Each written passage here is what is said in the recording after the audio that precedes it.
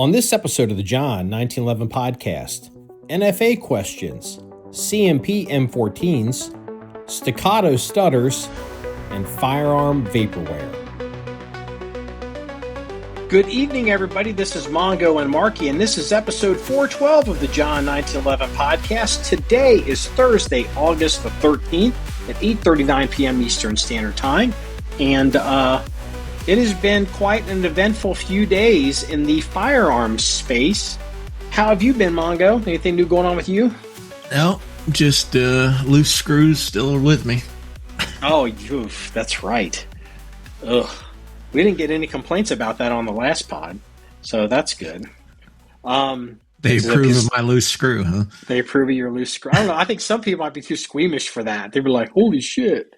Of course, what you could do is you could film a video short like a Rambo movie where, like, you take the wire and the fish hook and you split yourself open, remove the screw, and then you sew yourself up like Rambo. Well, it split itself open on its own, and I'm about ready to get the damn DeWalt out and take it out myself. This is so not what I was planning on talking about today. I was going to talk about the NFA. We're going to talk about Staccato. I got to ask. So I assume to have this removed is surgery. Is this a local or is this a general anesthetic type situation? I'm hoping it's going to be a local when they get around to it. It goes right into the bone, and from my experience of having things that go through and in bones and being touched, they are very sensitive.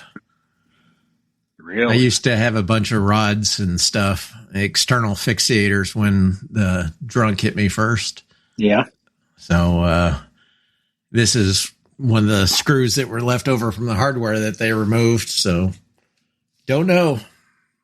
Oof. But the nurse said she could see the head of the screw where it had broken through, because I guess it irritated it enough it became infected. Now I'm on antibiotics, having fun with that too. Oh God. You know what? People, they go through life and they obsess on their problems. And then, okay, maybe today wasn't such a bad day. You know what I mean? Like maybe things are all right. So, okay. Well, where do you want to start? Do you want to, I guess, look, you're the resident machine gun collector around here. So I guess we will start with the NFA. So summarize for the listener, because it'll help me understand where things are at and where you're at. What has happened with the NFA, and where are we at last you've heard at 8:42 p.m. Eastern Standard Time? Well, the big, beautiful bill set the tax on suppressors, short barrel rifles, short barrel shotguns, and AOWs to $0. When that happened, it kicked in several lawsuits from GOA and Silencer Shop and some other companies. And they, and PSA, I guess I should mention them.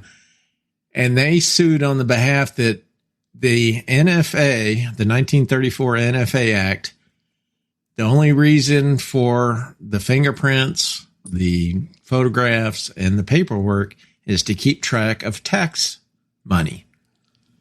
Because it's a tax act. It is not a registration on guns, which is illegal.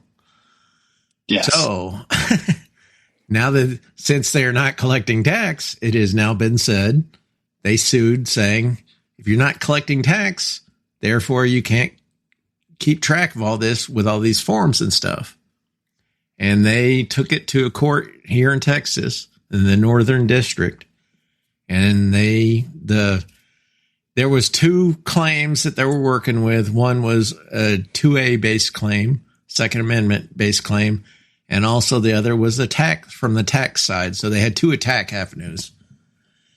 The judge completely ignored the 2A side and just went right after the tax, saying, yes, you don't collect tax, therefore there's no reason to do any of all this paperwork and tracking and stuff.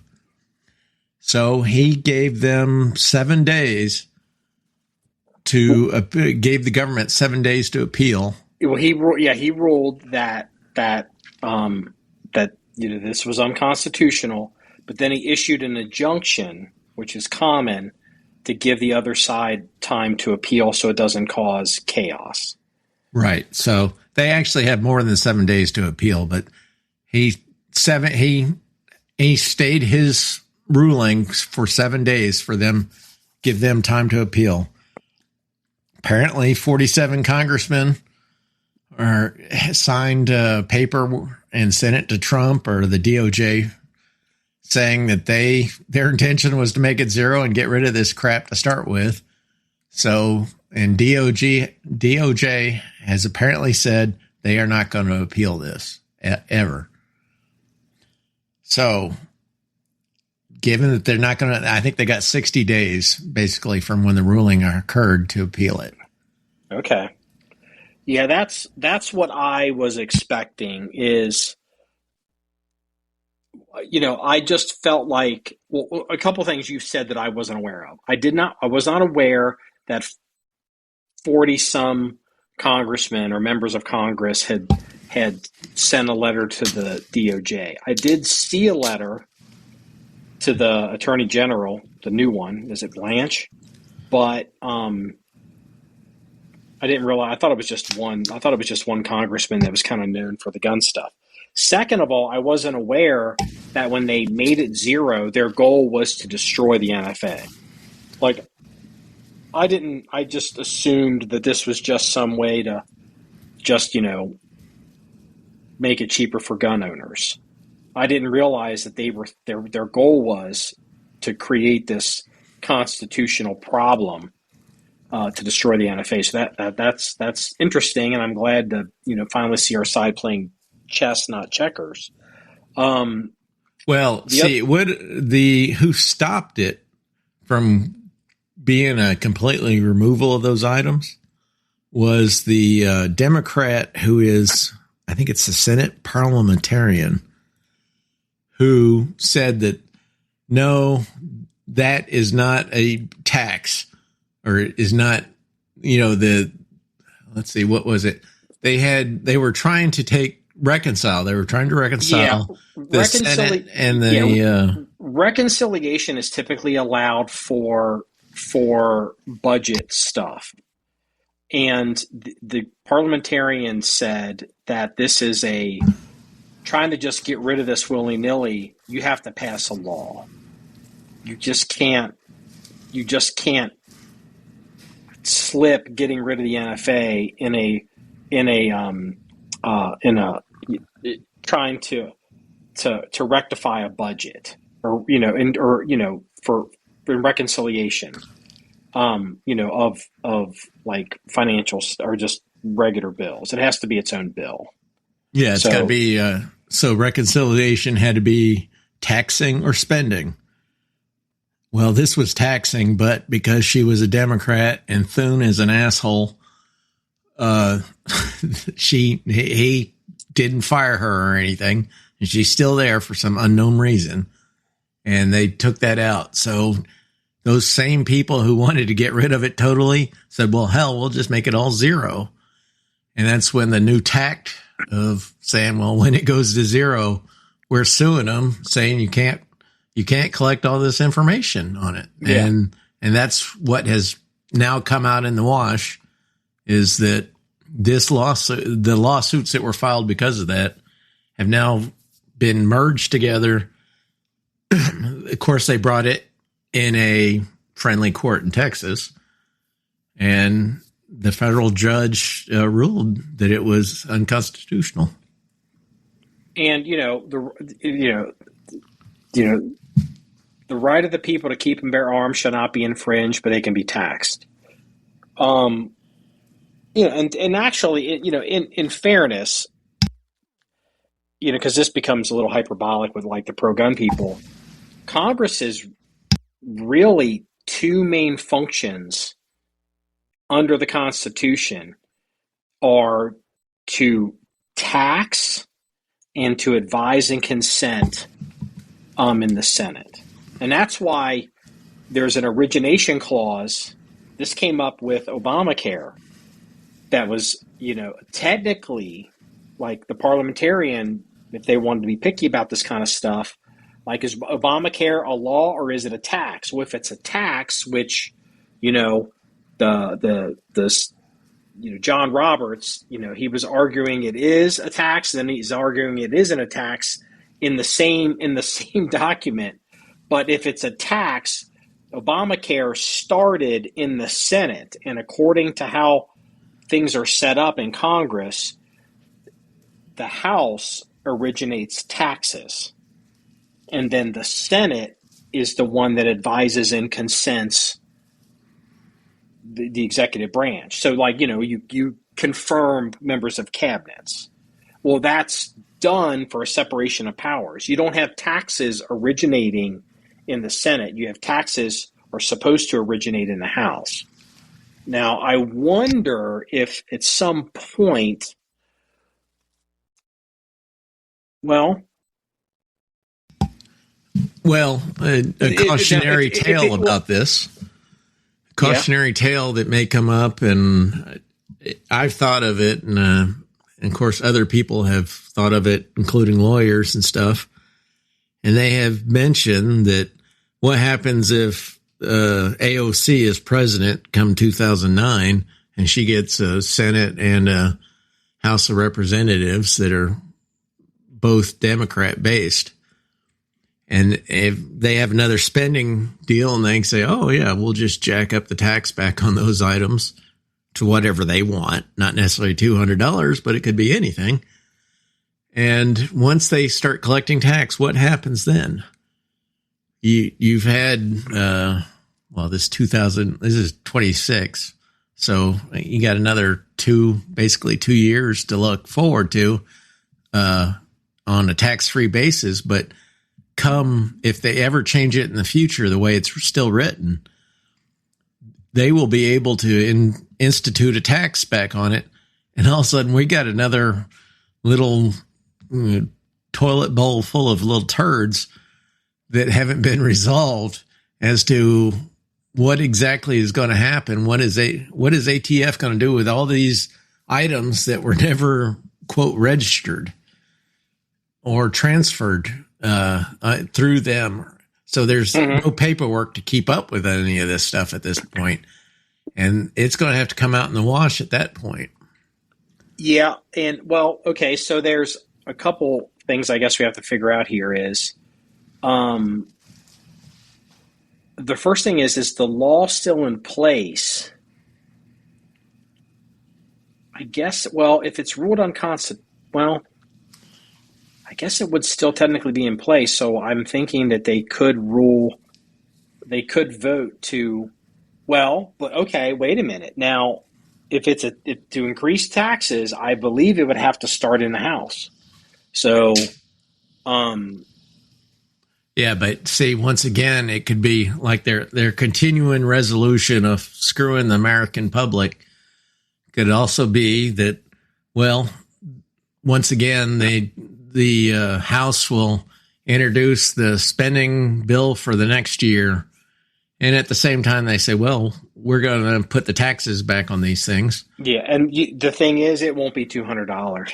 Yeah, that's right. It could be $2,000. It could be $30,000. Well, here's the argument you can make. If you make it $30,000, you're going to run into a problem under the Constitution. This arbitrary and capricious. I can't remember what they actually call it under the Constitution, but you just can't cruel and unusual punishment. You just can't make it something ridiculous. But you could easily make an argument. You say, okay, take 1934 $200. What is that today? What is that, about $5,000?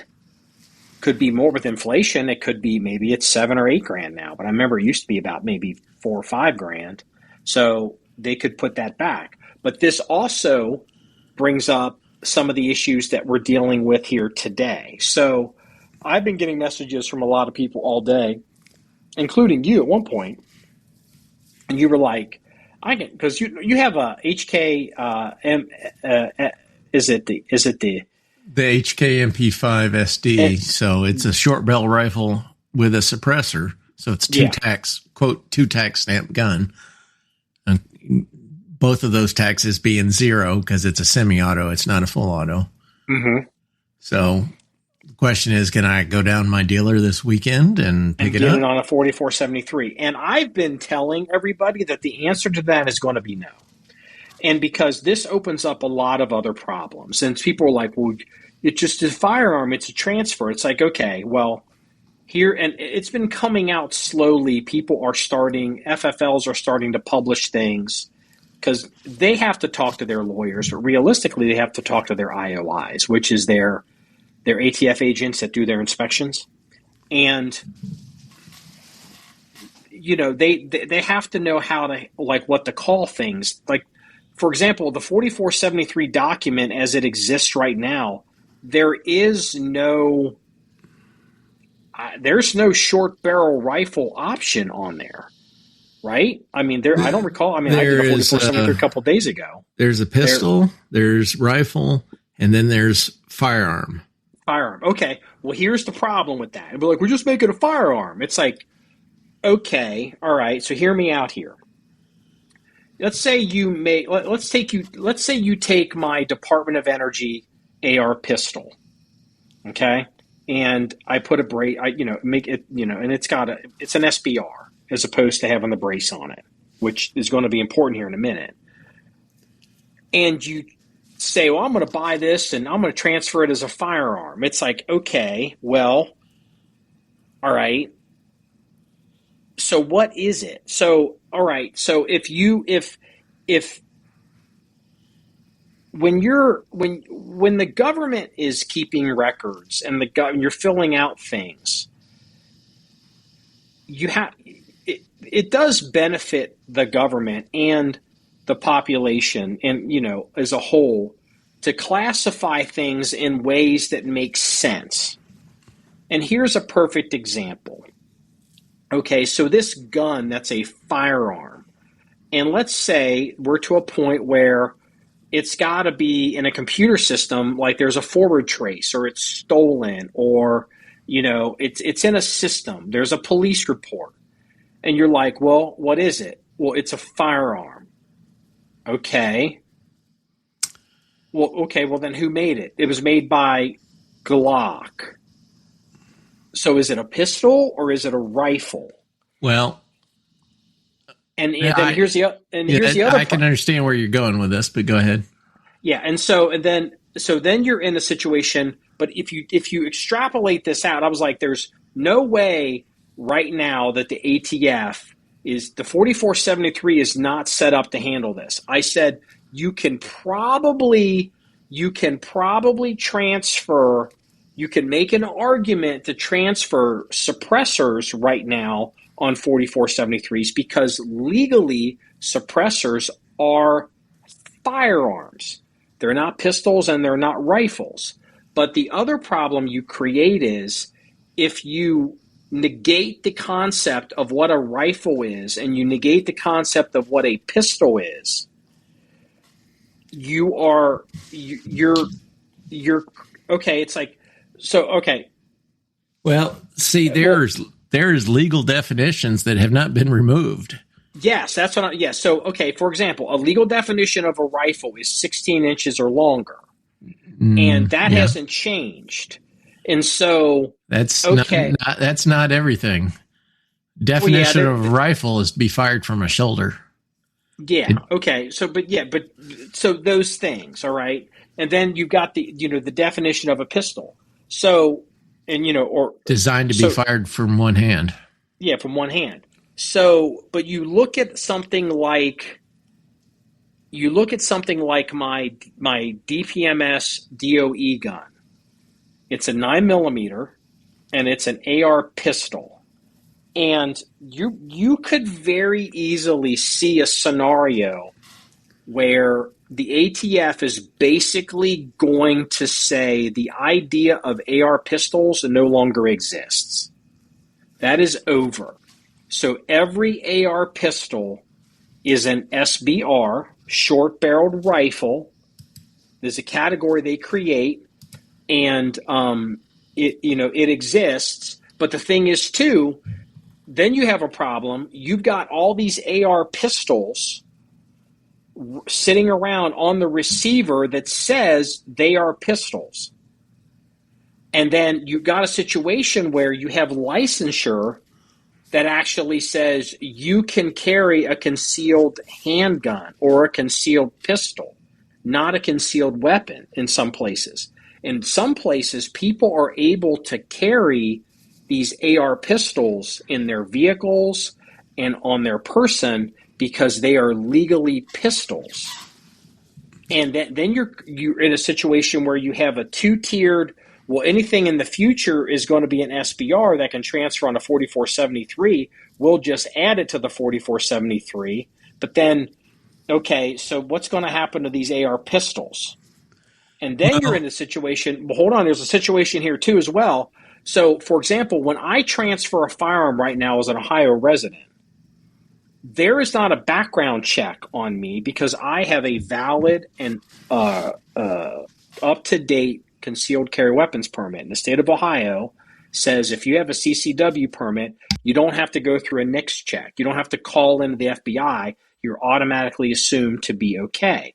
Well, if you have to go through a NICS check and because if you hear this call, they call up, they call them and they go, this is my control number for my FFL, and you're speaking to someone at the FBI at their data center for the background checks, and then they go and they give you your name, John Doe, blah blah blah blah blah, and then it's a pistol, but Glock. I don't think they're supposed to give the type of weapon. I think they do say type of weapon.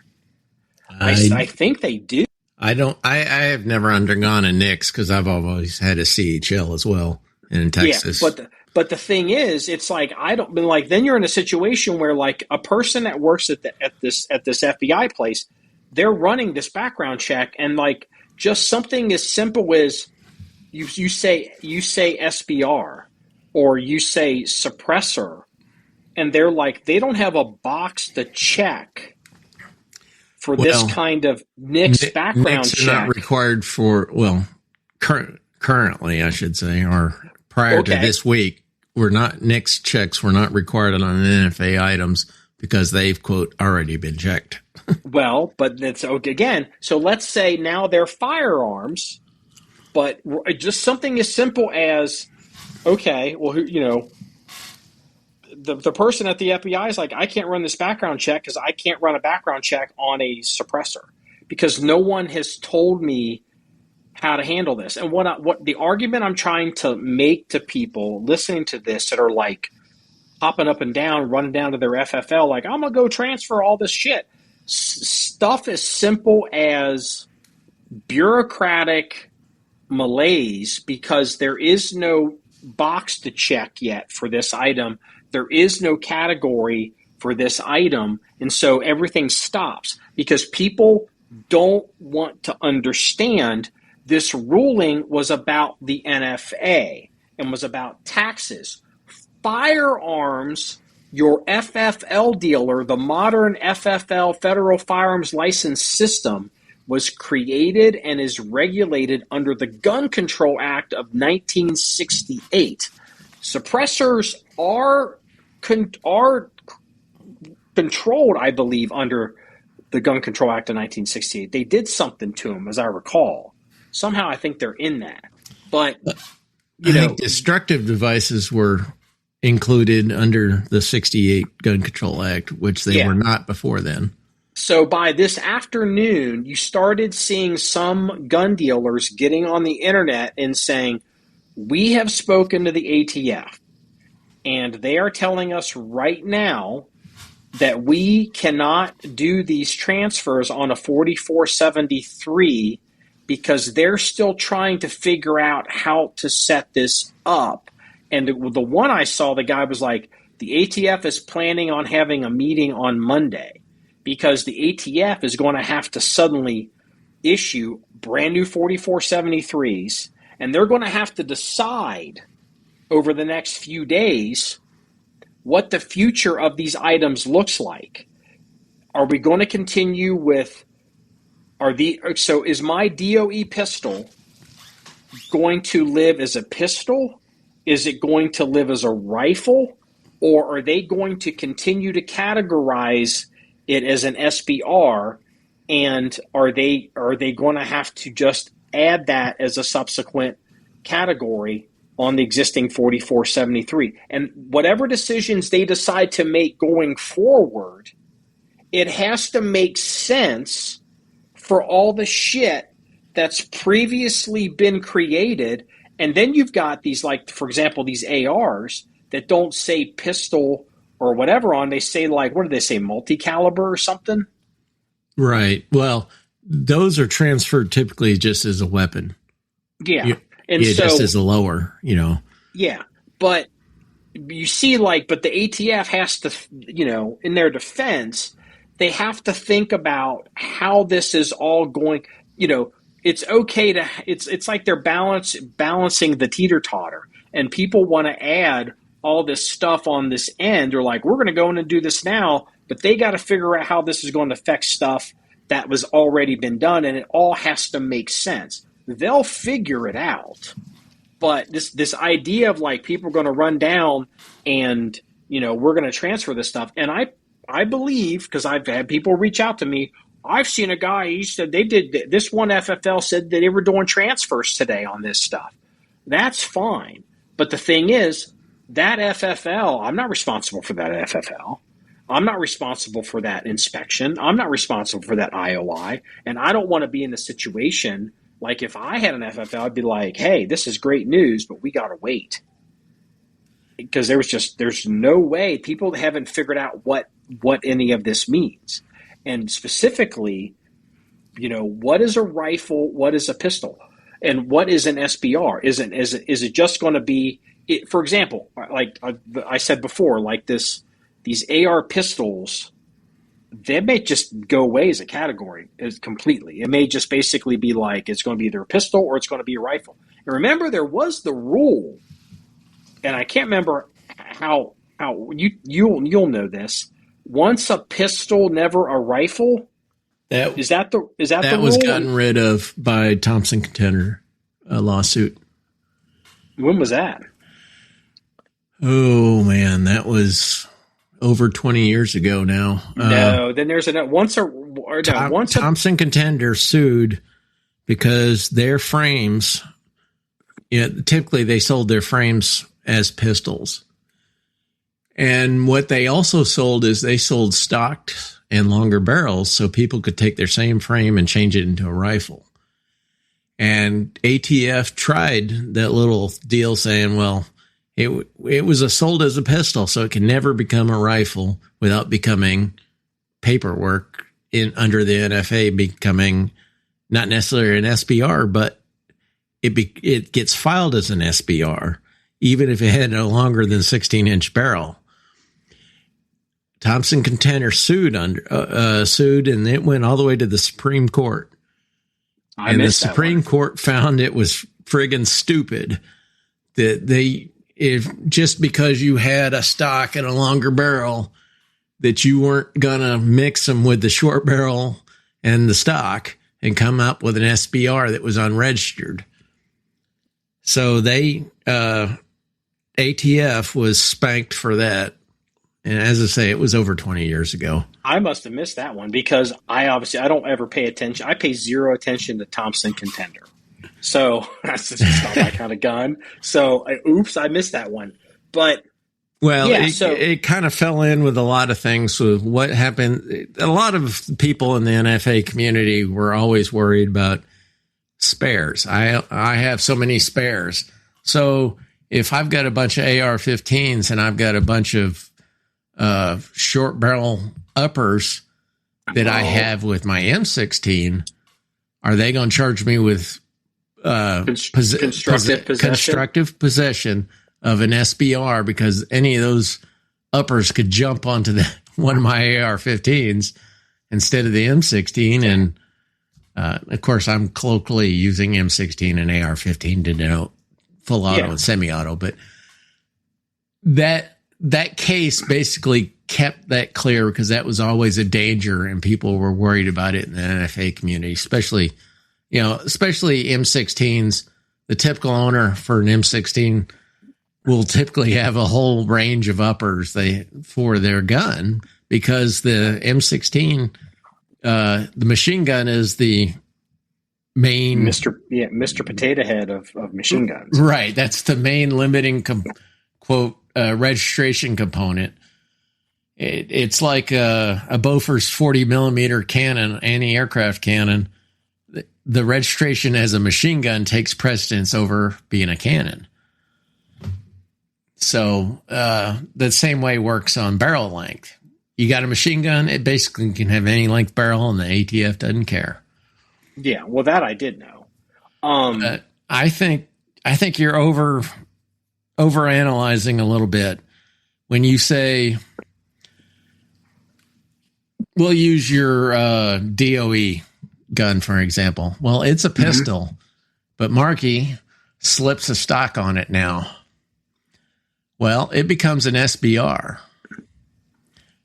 At that point, it's an SBR, but it's a rifle.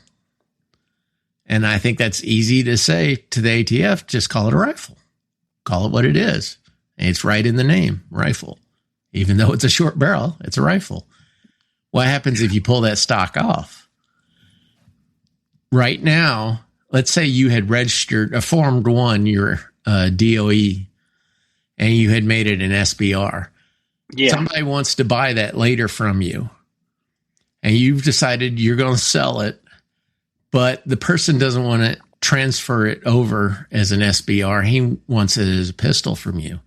Well, you can take that stock. Yes, you can take that stock right off.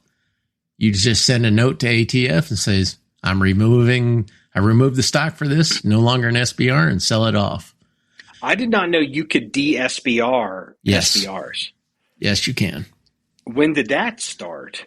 That has, as far as I know, it's always been that way. I never knew that. Yeah, it's typically done ever since it become real popular to do trust, and a lot of this stuff has come out more in the open once trust and corporations, where people were getting around the moronic requirement of having LEO signatures on the paperwork. Well, there's something with this ruling because here's the thing too. I believe this is going to seriously affect trusts because I don't believe so. 4473 is a document to transfer to an individual. And I don't think you can 4473 to a trust, right? No, you can. You can 4473 to a corporation or a trust. They are treated as individuals. There was somebody was trying to make an argument. There's some kind of problem now where this is going to be an issue for trusts. Or maybe it was, maybe you don't need the lawyer to handle the process, the paperwork for the trust now. So maybe that was it. But I was like, I wasn't paying that much attention to it. Well, it's not an NFA item anymore. So therefore the trust doesn't, you can own it individually. And this all as a warning to everyone out there who is not in Texas. And I'm not sure what other states, but Texas had fixed their laws in the previous legislature that they did not require federal registration of these items in order to have them. Texas used to be a state where you could own machine guns and silencers and SBRs and SBSs and stuff, as long as it was a defense that they were registered with the federal government under the NFA.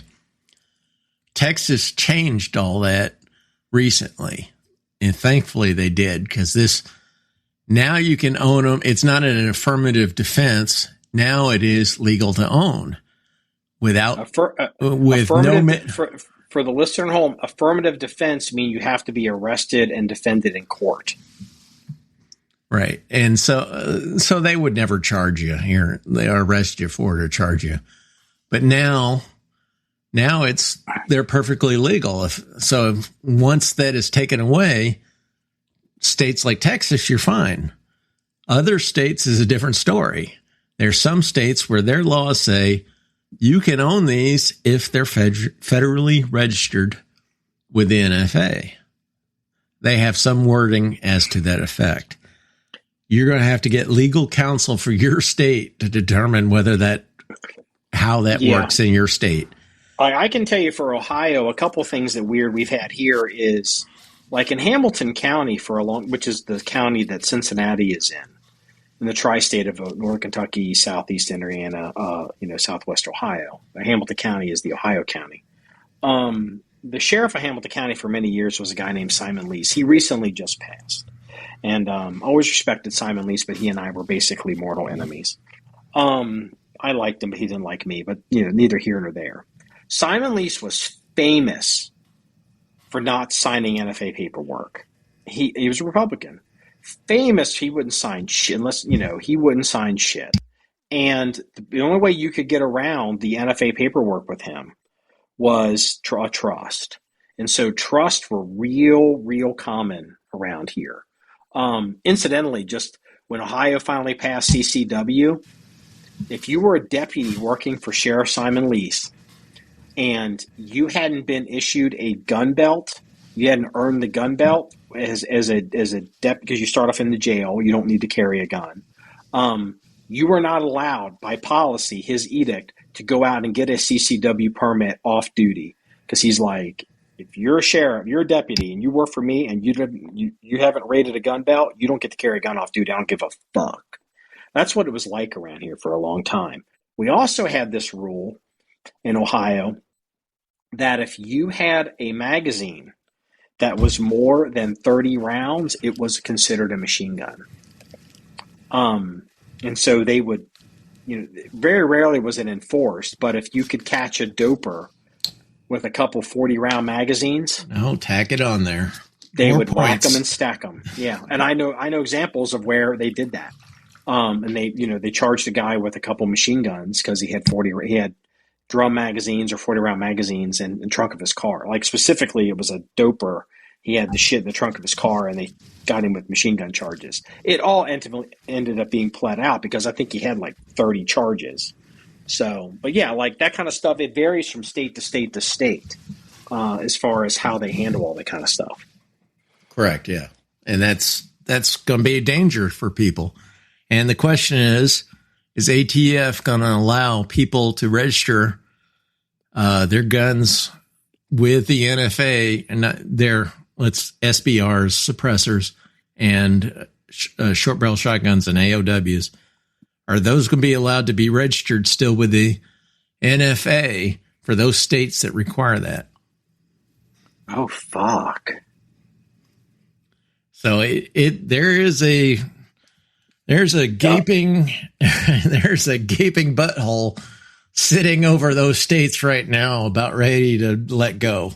Well, but again, so you've just brought another element into the conversation that, this theoretical meeting that's going to happen on Monday, at the ATF.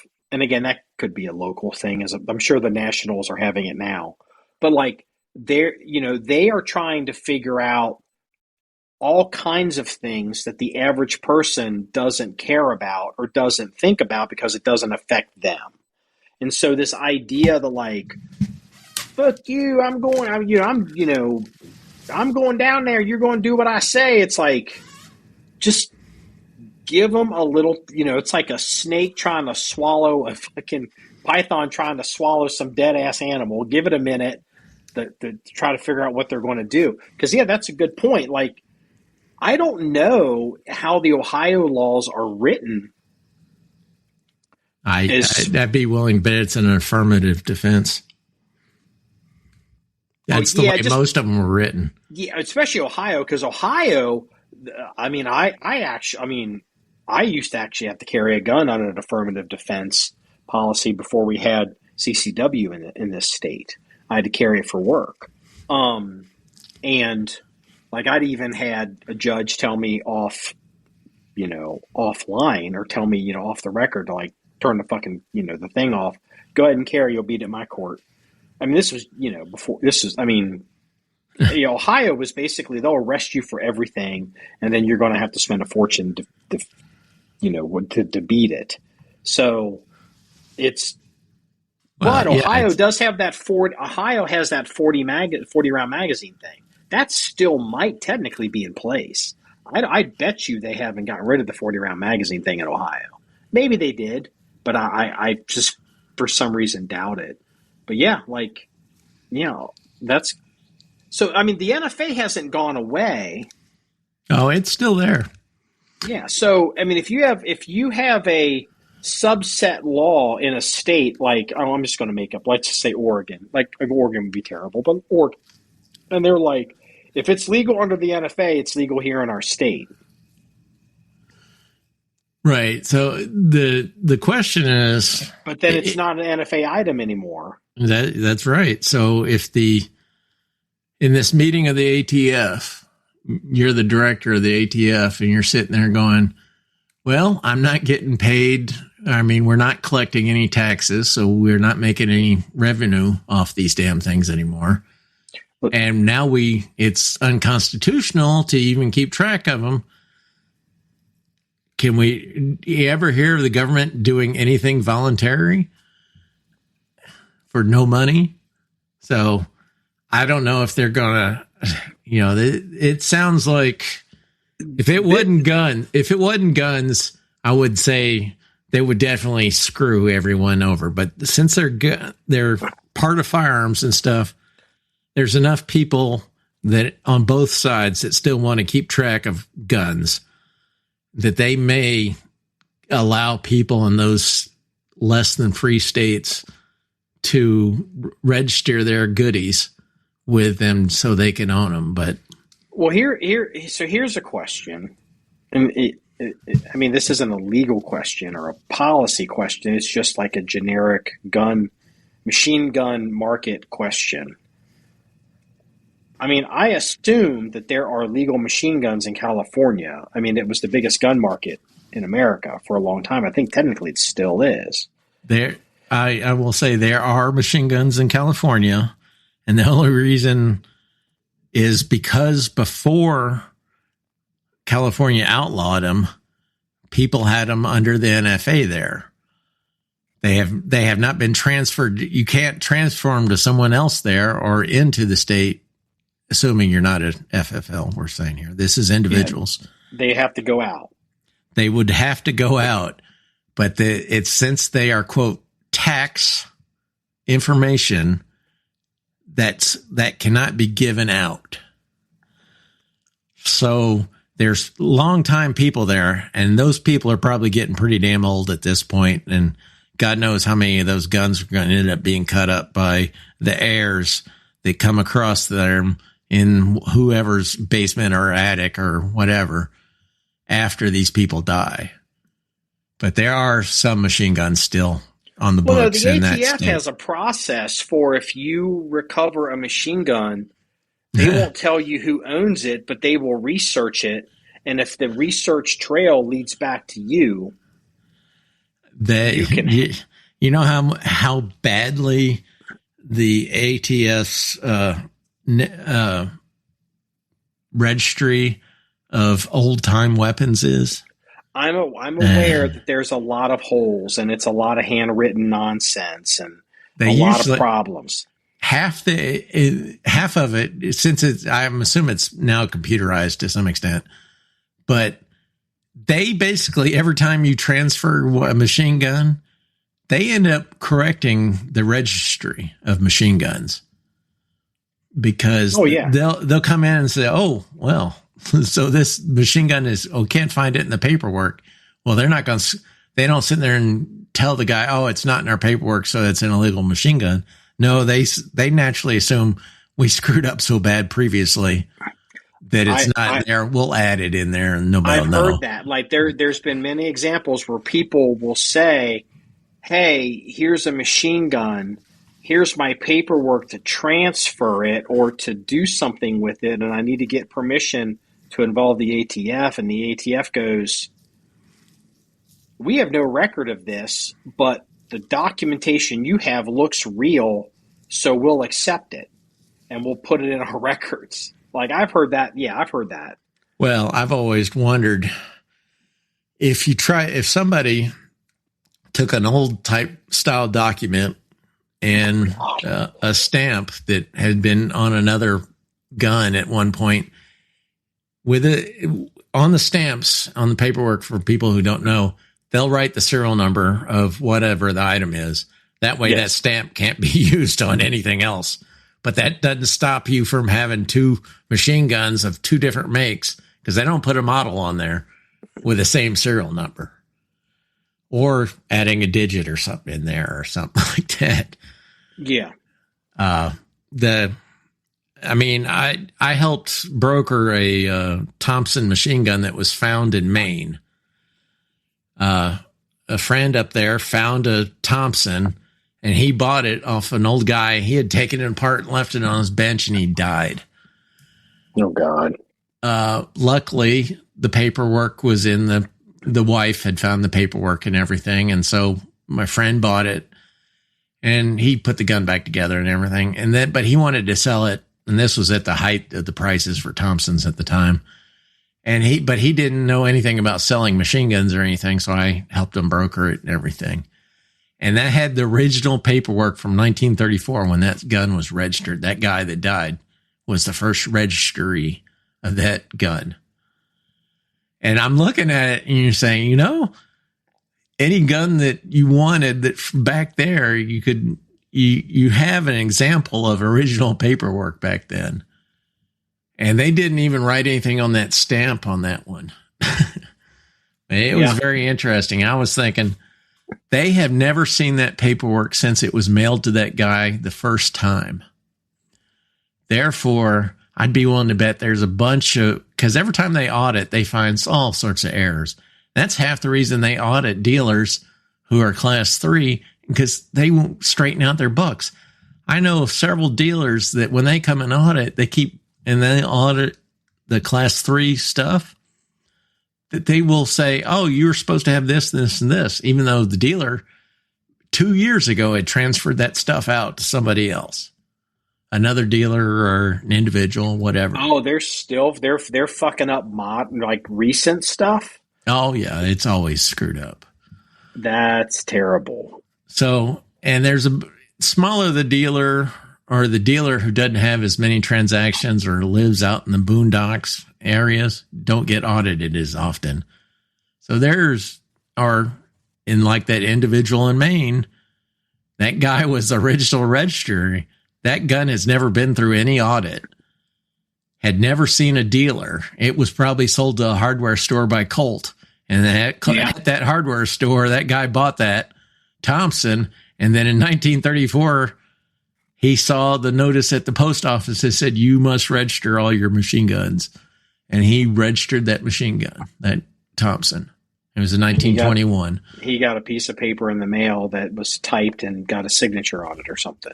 Right. Yeah. There was a bunch of I still got a copy of it, but there's a bunch of weird, they had a bunch of questions and stuff you don't see on there today. But it was definitely interesting. But that gun was never audited until it was, of course, transferred to the first buy, which was 50 years later. This brings up, and we're kind of gone off on a tangent here, but I think it's worth mentioning because this whole NFA thing. This brings up the fundamental weakness of the Hughes Amendment, okay, which closes transfer of machine guns in May of 1986. And the problem is, you can make I think everybody can make an argument. Like if the goal is, and it still seems to be the case, that we're registering machine guns because for safety or for regulation or for whatever, and the ATF, the ATF takes this position of if there are errors, they want to clean them up. They want to clean up the NFA. They want to make sure, the actual registry, that the information they have is correct. And so you can make an argument, well, wouldn't it be better to allow people to bring in, like, oh, I found this M2 Browning machine gun in my grandpa's barn that he snuck back from World War II.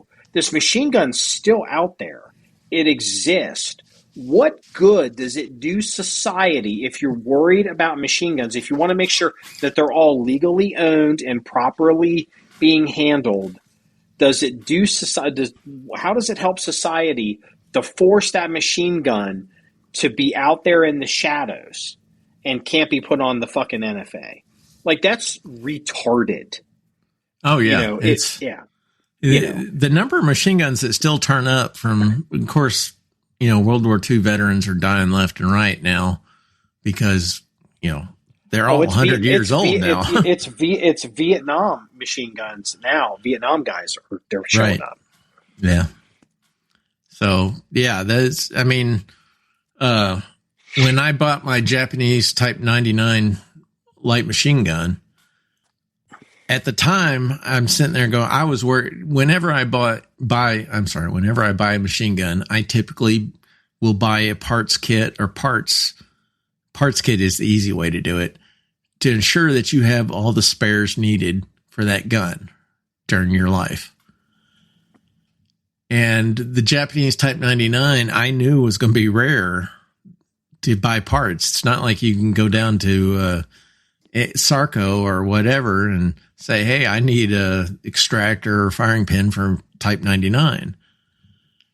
There are some people that make them nowadays, but anyway, what I did is I found a cut up kit. Of course, that cut up kit came from an old lady's attic that her husband had passed away, and they were finally cleaning out the attic. And he had brought it back during World War II, and it was an intact machine gun. Well, out came the cutting torch, and the receiver got whacked into 4 pieces. Yeah. But all the nice parts were all stripped off of it. Yeah. All the parts were stripped off, and I bought the parts. So, a lot of the Japanese machine guns are like that because nobody ever shot them. So nobody ever registered them, and they're still sitting in attics and stuff like that. And it's a real shame that collectible guns like that are going to death. Yeah. I had a guy, this has been some years ago, and he reached out to me because he had seen I had posted something on the internet about a French MAT 49 parts kit or build, or like a semi-auto build or something. And I think it was a semi-auto build. And this guy reached out to me, and he was in another state. He was far, far away. And he tells me this story. And he goes, I have this gun. It's a MAT 49. It's the same gun you have. It's the same gun that you have pictures of on your website. And he goes, a good friend of mine had it, and when he was, you know, it basically was telling him that, you know, he was getting older in life and, you know, kind of selling his estate. And his friend told him that MAT 49, you should destroy that gun. You should destroy it, like, because apparently it was never registered. And at the time when the guy reached out to me, and he goes, do you want this gun? And it's like, no, I'm going to tell this story on the podcast. And I'm like, well, one, I can't take it from you. I said, this is a working machine gun? He goes, yeah. And I go, is it registered? He goes, I don't think so. And then I'm like, okay, what state are you in? Because I didn't understand at the time. What I had thought was, I said, well, maybe we don't have to destroy it. Maybe you can take it to a class 3 dealer and it can end up as a post example on that guy's books. Well, after some research, I figured out, I know you're trying not to interrupt me, was no, you can't. Like, this is this isn't a post sample. This is a unregistered pre-68, pre-86 machine gun, and there's no way to get it legally on anybody's books. And then the guy told me, we were talking, and he had this Hispanic name, and he said that, I can't remember if I think he actually was not a citizen. I don't know if he was a green card holder, but he wasn't a U.S. citizen. And I told him, I said, well, first of all, after some research, I said, you're going to have to destroy this gun. And I said, if they catch you with this gun, they will put you under the jail. Okay? And, so you cannot have this gun. And then I said to him, I looked at the ATF website, and I found the instructions, the modern instructions on how you cut up a machine gun to make it, and you have to torch cut it. And I sent him the documents with everything. And I said, you have to cut it. You have to use a torch, and you have to cut it at least like this. And I said, there's nothing you can do. This gun has to be destroyed. And if you don't destroy, there's no way to get it on paper. There's no way to make it legal. There's no way to put it in a museum. There's nothing we can do here. And if you get caught with it, you will spend the rest of your life in jail, and then you'll end up being kicked out of the country. And so he destroyed it. He actually sent me pictures of it. He's like, is this what you was? I said, yeah, that looks like the diagram that the ATF has. I said, yeah. I said, now you could sell it as a cut up parts kit if you want, or throw it away. Well, for the listeners and Marky's education here, there is a way to get that gun possibly, or a gun like that, possibly into the registry as a transferable. And every gun deal, I spoke to Class 3 dealers in this person's state, and I spoke to a Class 3 dealer in my state. The Class 3 dealer in my state was like, his argument was, we could ship it to him and he could just keep it in the back of, that's not how he was saying it, but basically that's what he's saying. We'll just keep it in the back of my shop, and there's so much shit here, the ATF will never figure out what's what. Yeah, that's literally the position. That's still illegal, obviously. It is illegal. And it was just like, well, I don't want to be a part of this. No, this is completely legal method, but there's a lot of caveats with it. Let's say, not specific for your guy's case, but let's say this guy was a veteran of Vietnam and he brought the gun back from Vietnam. That gun, if he got, typically what they would do is when they captured a gun, in this is also in World War II, they did it, they'd get paperwork to ship that gun home. Yeah, capture papers. That's right. Yeah. Capture papers. They don't allow war trophies. When did they stop doing war trophies? They had war trophies during Vietnam still. Or 68. There's no war trophies like from the Gulf War. Correct. They go into that long. That's another story.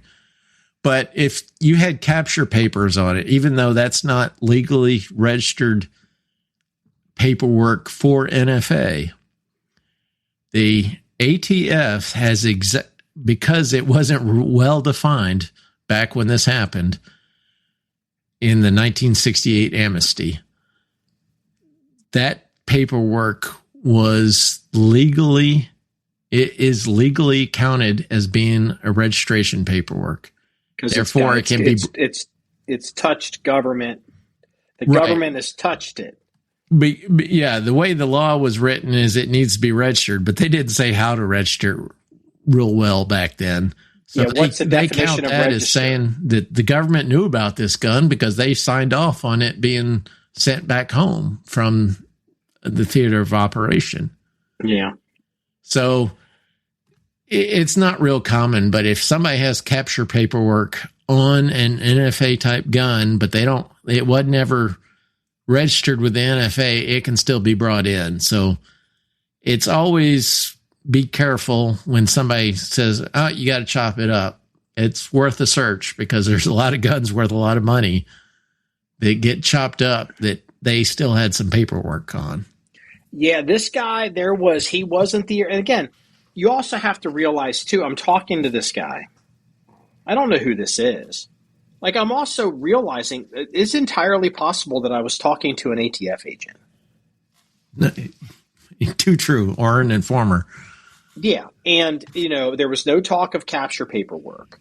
And it was, this gun was my buddy's gun, and he died, and he told me I should probably destroy this gun. I shouldn't keep it because it's just going to be trouble.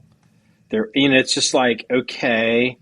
Well, and he was like, I don't know what to do with it. And yeah, the guy with the capture paperwork had to be the one that gets it into the registry. So if he was already dead, that negated it too. That's why I said it's a different circumstance. So if I discuss, so you're telling me, like, let's just say, just hypothetical here. Let's just say, this isn't, somebody use a different example just so there's no possible confusion here. Let's say I go back to my grandpa's house and I find an MG42 in his barn with some capture papers, and he's been dead since 1981 or 82. Since he's dead, that gun could not be put on the NFA because he's not the one putting it on the NFA, or could I put it on the NFA as his descendant with the capture papers? With a good lawyer, I think you could get it on to the NFA with those capture papers. But that would have but you would had to have been the inheritor from your grandfather. Yeah. So he had to leave, or you had to be the sole inheritor or something along those lines. So legally, the transfer would have gone to you if it was in the NFA. Therefore, and you had the capture paper. So it's still kind of like, well, it was registered and everything by the capture papers. So as I say, you better have a good lawyer, but a 42 obviously be worth it because that's a lot of money. Sure. But also to circle back to the Matt 49 thing, and just then we'll get off of it. So again, this guy's calling me. He's sending me pictures, or he emails me. And I was like, I'm emailing this guy, and I'm like, I told him, like, we need to talk. Because it's like this back and forth over the phone, or the email was like, just what the fuck's going on here? And, he's telling me this story. So again, he could be an ATF agent. It could be some kind of setup. And I'm like, I don't want any part of any issues. But then also the thing is, too, I have to, you can't assume what he's telling me is true. For all I know, he's a doper and he's breaking into houses and he stole this fucking thing. You know what I mean? Yeah. Yeah, like the stories, like, okay, yeah, cool story, bro. It's still worth $50 on the street because it's, like whatever. So like that's just like the whole idea to get back to this, to the Hughes Amendment, this idea of like, we're going to ban any new machine guns is so asinine because all it does is it creates these machine guns that are floating around uncontrolled. And, it's like, well, but it's so rare and so uncommon. It's not that big of a deal. I don't know. I'm seeing a lot of switches in Cincinnati. Glock switches in Cincinnati. There could be more Glock switch machine guns in Hamilton County than there are machine guns in Hamilton County. I'd be one bet there's more Glock switches in the United States than there are legally registered machine guns. Yeah, and so you can make an argument. It's like, well, wait a minute. Like, the police can have machine guns. The military can have machine guns. The criminals have machine guns. But I, as a law-abiding, tax-paying citizen, I can't have machine guns. Like, I can make a constitutional argument here to destroy the Hughes Amendment just on those grounds. Well, it has been said that this tax attack is probably the next is going to try to go after the machine gun deal with the tax attack. Well, that, glad I didn't buy that one machine gun the other day. So, all right. So, okay, we beat this to the dead horse. We've been going for an hour, and that's the first. We haven't. So, this is going to be a lot. Just one little item on the end of that. The lawyers here in Texas have said that be gentle with your FFL, because if they're doing the transfers, they're being nice. Otherwise, if they're making a living with their FFL, don't expect FFLs to go jumping out over the cliff for you just to transfer for free to you at this point, because I don't blame them for this. I would sit there and want to hear some guidance from ATF before I risked my livelihood on transferring these items to individuals. And I will add this to the average person that has never dealt with the ATF, and most people have not. And this is, see, people think the ATF works kind of like, I don't know, like a computer program, if then else. Condition 1, condition 2, condition 3. It's like some kind of little, you can just plug it in and get an answer. And everyone that's dealt with the ATF knows that we used to call them IOIs. The ATF agent that shows up and inspects and deals with the FFL people directly. The IOIs, a gun dealer and his or her IOI can give, in many cases, completely different guidance on how to do things than another IOI at a different gun dealer. And people are like, well, it's not that bad. Dude, it is cray-cray. Because we've had some incidents here where we've had gun stores doing things a certain way. The IOI retires or goes to a new district, and there's a new IOI, and all of a sudden, a bunch of shit changes. Because, our new agent, he doesn't like the way we do this. And he wants it this way. And he wants it that way. You got to do this. And you got to do that. It is so. There is so much that an IOI can do that's a reflective of his or her personal preferences that FFLs don't want to get cross with them. And if you don't believe that's true, look at how. It was this ability is how the Biden administration and the Obama administration would go after FFL dealers and try to shut them down. And the Clinton administration, too. Yeah. I mean, every Democrat administration that's been in since Reagan has drastically cut the number of FFLs just by going rampaging on compliance, let's say. Okay, so all right, now let's chunk. Let's go in the second gear here. An hour in. Okay, let's talk about the CMP and these M14s. Okay, so here is what I've heard. I've heard that it's now come out that the M14s that the CMP is going to surplus are going to be under $2,000. And I've heard that they're going to probably try to limit people to 2 M14s a year, which I think is pretty generous.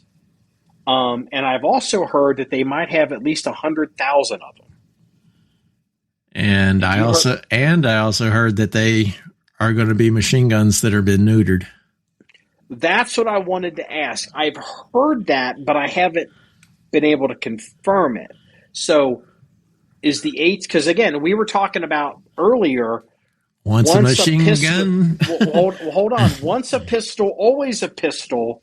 We also have in America that doesn't exist in other countries, including Russia.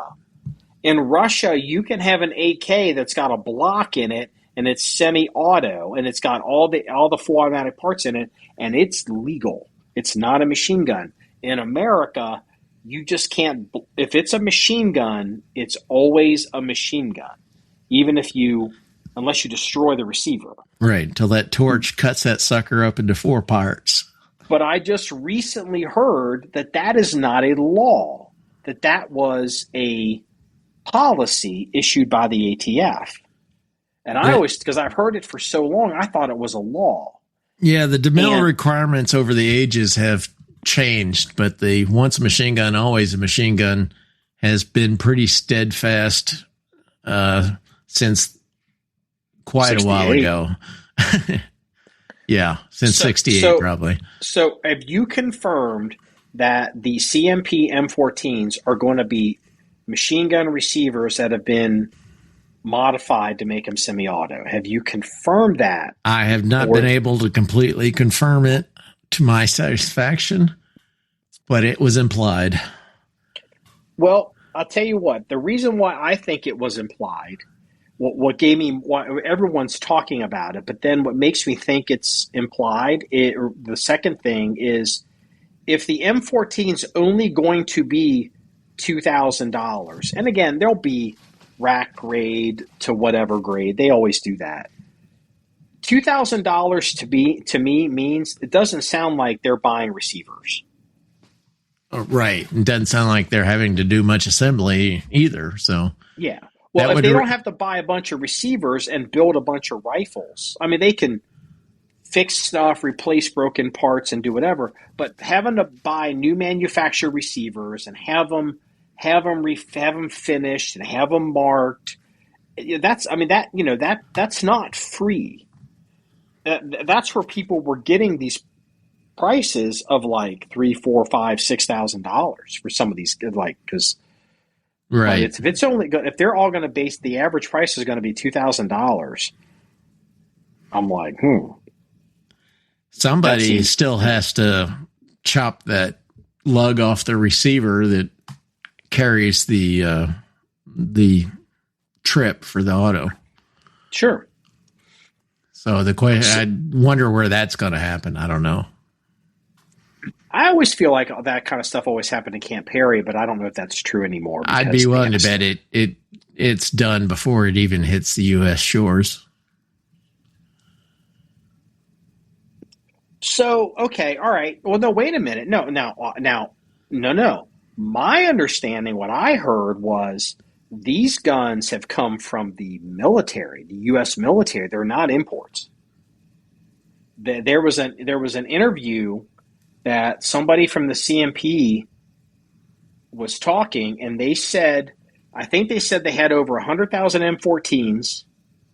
They also said they had 1897 riot guns. I don't know, like in like the thousands, a few thousands. They didn't say if they had. Did they actually say 1879 or 1897? 1897, yeah. Did they say that, or did they just say riot guns? I was unsure on that point. You know, I haven't actually heard. I've been busy. I haven't actually heard this interview. I've heard readouts from the interview. I'm going to have to find it. It has Jane or that O'Keefe, or who's the blonde guy that used to be with NRA. Maybe he's still with the NRA. You know what I'm talking about? Keefe, the tall guy. Yeah. Yeah. He's apparently the one that conducted the interview. And they said, and the readout, then people were including photographs of the 1897. Now, there's obviously, because your point is there's a lot of other guns that are riot guns. Right. I have also seen, I forgot who made them, but it was another type, quote, riot gun. Yeah, it was a pump action. You know, it was a hidden hammer. It wasn't the exposed hammer style. I think Stevens is one, the Stevens 520. But my question is, somebody says riot gun, what does everyone want? They want the old hammer exposed 1897, right? Well, they may be wishfully thinking. I want a Stevens. I've got an 1897. I want a Stevens. So yeah. But okay, but this guy said apparently that these M14s are surplus directly from the US military, that they're not from like Taiwan. No. Okay. So, and apparently, but the military is still keeping some M14s for various reasons. But I think it was like at least 100,000. It was a lot. When the M8 program goes tits up. Yeah. Okay. Yeah. You never know. But then, okay. So, and then the other thing is, what was the point? Um, Something was it? about So, offshore versus onshore, I guess. oh no, this is the question. And like, because it never occurred to me, okay, because the DCM was the Department of Civilian Marksmanship, which was a part of the Department of Defense.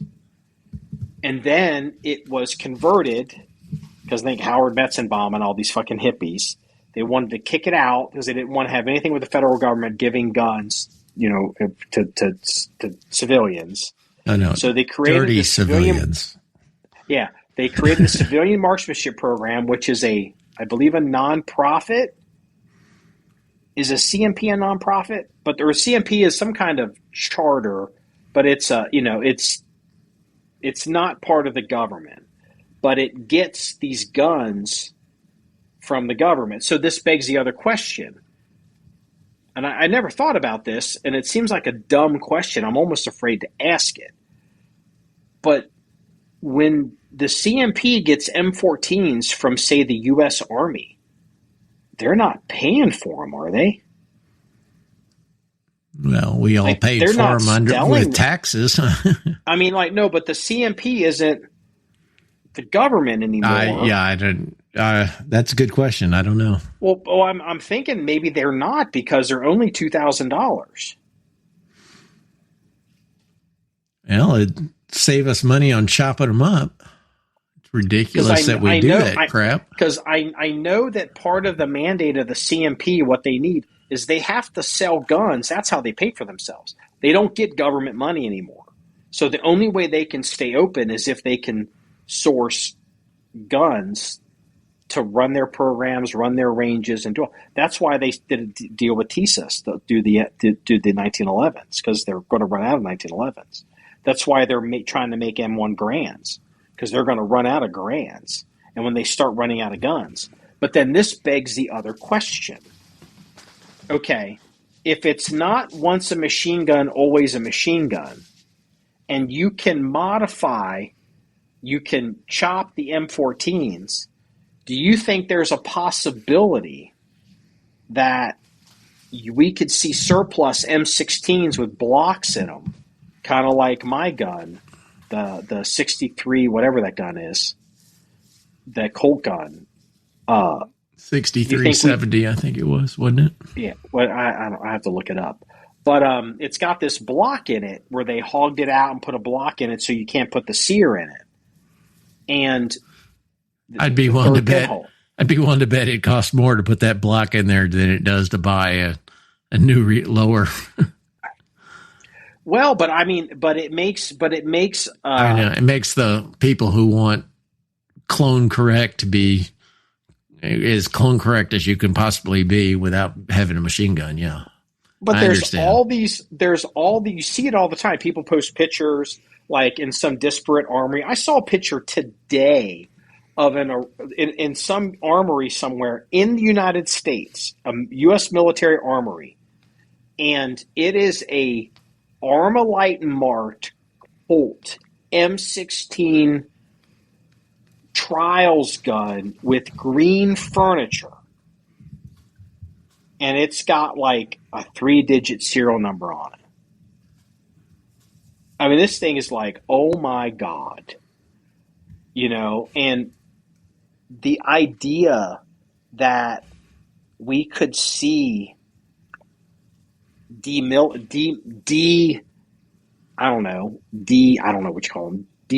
gunned AR lowers from the GWAT, or all these old guns from the 50s and 60s and 70s. It's called neutered. Run through the CMP program. I mean, that's exciting as hell. I mean, if I was in the AR business, but I wouldn't count on it. Yeah. Well, but you know what? I don't disagree. But think about where we are today.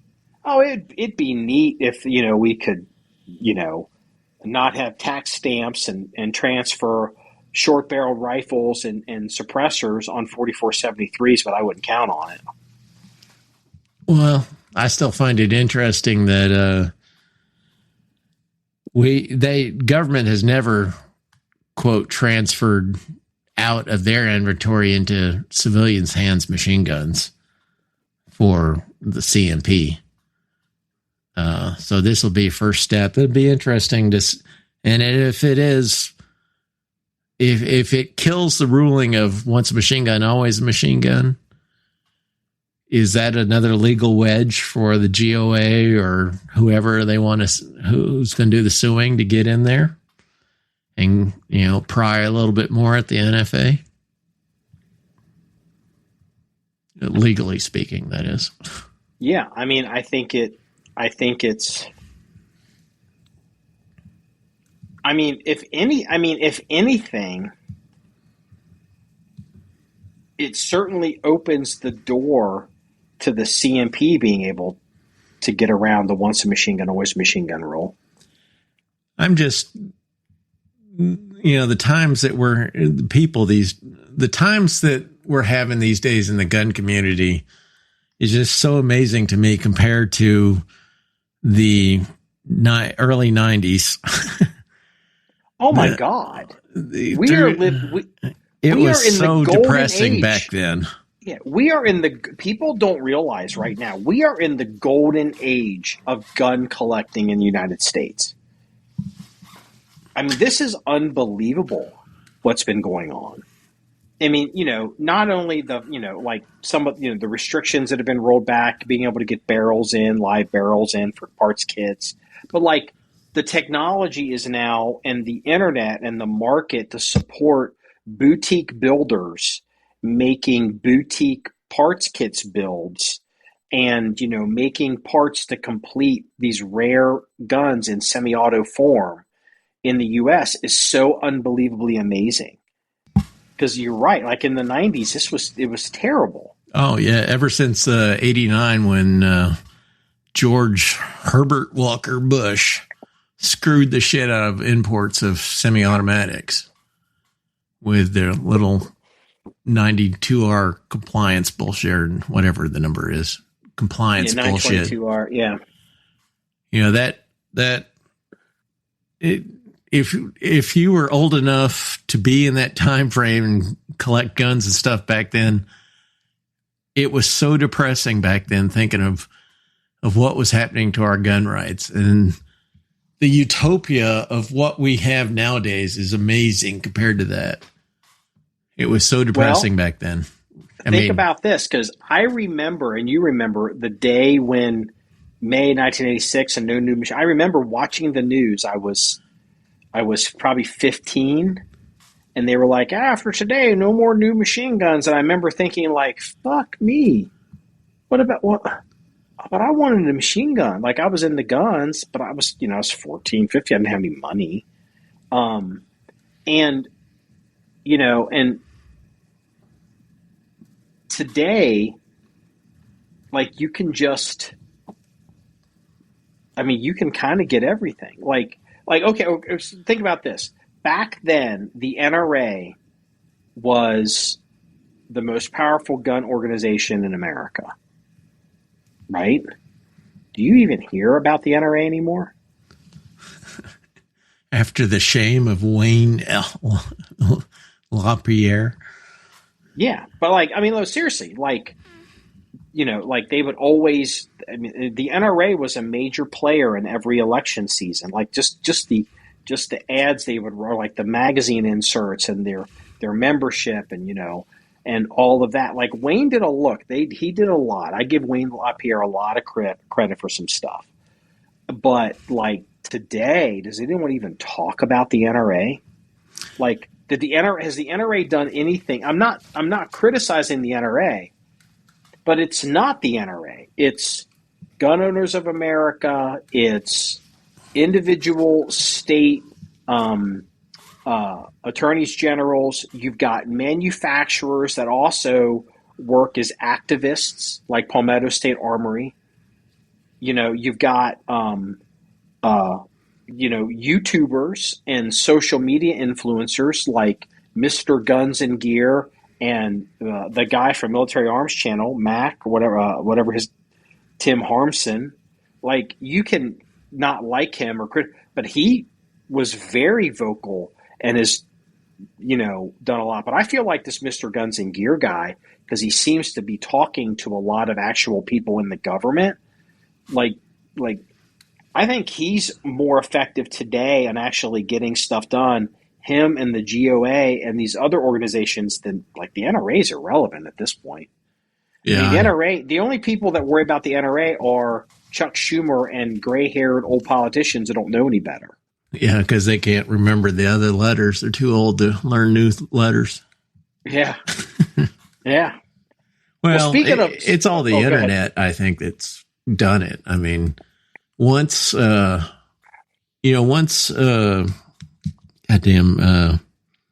trust became, when I started buying machine guns, I did it under a corporation because trust weren't even thought of at the time yet. But once trust started coming in and suppressors and SBRs and stuff started becoming common, it opened the world up. Now, granted, at the same time, machine gun prices were skyrocketing, but of course, the internet's caused the skyrocket of the machine gun prices to some extent. Even though there's a limited supply, that supply has been attacked by more people wanting them because of the internet. I mean, a lot back in the day when I first got machine guns, you take your machine gun to a range and every eyeball was on you when you were firing because they had never heard of or seen a machine gun. And the first question out of their mouth every time was, "Is that legal?" Yep. Yeah. Everyone knew machine guns were illegal. Yeah. And suppressors were illegal. Silencers were illegal. That's right. And they'd be Googling their eyes at that machine gun and wasn't even looking at the tits on Monica at the time. Mm-hmm. Well, I'm about to say something that is going to blow people's hair back, and I promise you it was true. And it sucks, but it's true. In the 70s and 80s, if you carried a concealed handgun on your person, only two types of people carried concealed handguns on their person. You were either a cop or you were a criminal. Yeah, I was thinking when you were talking about the story about your sheriff, he in Texas, the way the dealers got around before we had CHL in Texas, before Florida broke loose the whole deal. Mm-hmm. I remember that. Well, they would sit there and several of the Class 3 dealer guys would register Glocks as machine guns. The early Glocks, the very first generation ones, they would make machine guns out of the suckers, and you could concealed carry a machine gun because it wasn't a pistol then. It was a machine gun. Yeah. And since you could in Texas, you could open carry everything, or you can concealed carry anything except a pistol. So no, it wasn't a pistol anymore. It was a machine gun. Yeah. See, kids today have no idea. See, what happened was what happened was in this country was in the 60s, America went through a tumultuous time. We had a lot of political violence. We had a lot of high-profile assassinations, and we had an increasing crime wave that started in the late 60s in these cities, and it really, really grew in the 70s. Like the crime in big cities in the 70s was out of control. The bombings, the amount of bombings that happened in America in the 70s, people don't understand. Like, there were thousands and thousands of bombings in the United States all through the 1970s. Most of them were committed by leftists and terrorists and pinko commies. Who are now in charge of our government. Who are now in charge of our government. But what happened was this crime wave, so the politicians would react to it, and that's when they started passing all these laws restricting all of these gun rights. The Gun Control Act of 1968 was a direct result of the assassinations of JFK, RFK, and Martin Luther King Jr. Definitely RFK and Martin Luther King Jr. Those two really are what really got the 1968 Gun Control Act through. And then you had individual cities and states banning handguns, banning carrying guns, and putting all these restrictions on. And it took a long time to get all that stuff repealed, to get us to where we could have CCW. That's where all that came from, was the big crime waves of the 60s, 70s, and 80s. It was a different time. Only criminals had handguns. Only criminals carried guns, unless you were a cop. Right, yeah. You didn't need to defend yourself. Yeah, yeah. Call 9. When did the 911 system start? I don't remember. So I ain't that old. Yeah. Hey, let's talk about some fun stuff. I told you that the AKB-23, the Allen Kaufman. Right, yeah. The pseudo SA-80 or... Yeah. The SA-80 you can have here at home, the L85, whatever they call it. It has arrived. I picked it up a few days ago, and just in time because my FFL is like, he's going to have to go in for some pretty significant surgery. He's going to be out of action for a couple weeks. So I was like really sweating getting this gun in. People, like, we've actually had people ask, like, do you guys own Shooter Supply? It's like, no. Are you part owners of Shooter Supply? No. That's a separate business. We are not Shooter Supply. We just Do you buy enough shit there to keep them open? Yes. I actually we had to go through we had to do some insurance stuff, and we kind of had to go through an inventory and basically ballpark like all the guns, and you start looking at, and I remember I was mentioning it to the to shooters, and the guy was, this is years ago, and we came up with a number that just had been run through that shop. And I told him the number, and he goes, yeah. He says, yeah, absolutely. I knew it was going to be well over 100,000. And I was like, I was shocked at how much we've run through that shop. It's astounding. I'm sure when he gets audited, he goes, now, why do you have 3 pages with the same guy's name on the sheet? Yeah, we have, there's most people don't realize this. There's a rule the ATF has. It's like a banking rule where if you buy more than, is it 2 firearms in 7 days? It's 3. Is it 3? Or it's 3 pistols specifically. Unless you live on a border state, then it's 3 assault weapons. Okay, but yeah, you'll trip this document that they have to fill out and submit your information to the ATF. And we've literally been like, hey, this gun's coming in and this gun's coming in, and then we said, well, why don't you come in now and get these now, and then next week towards the end of the week come in, and when that one arrives, like, don't wait to pick them all up at once. Go ahead and pick these 2 up now, and then when the other one arrives, come back in and get that one. And it's like, and like there have been some times when it's like, hey, is filling out that form going to be a problem? They're like, no, it's never a problem.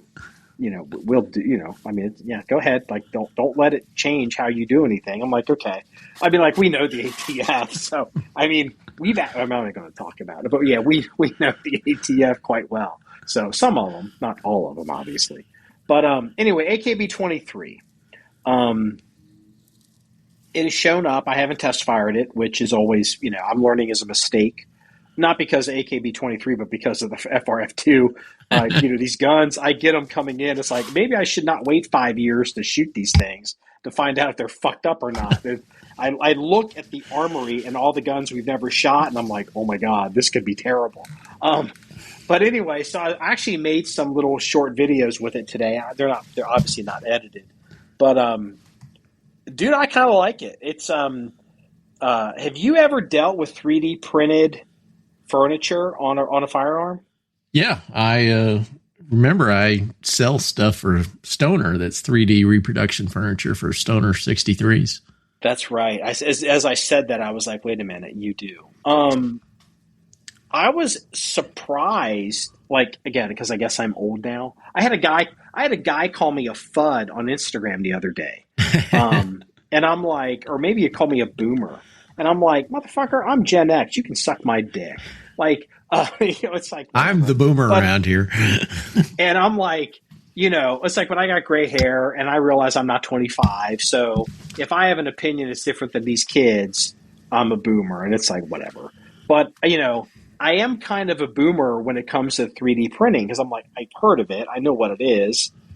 And, this AKB Alley and Kaufman AKB-23 gun, I didn't know what the furniture was going to feel like. Dude, I think it's really nice.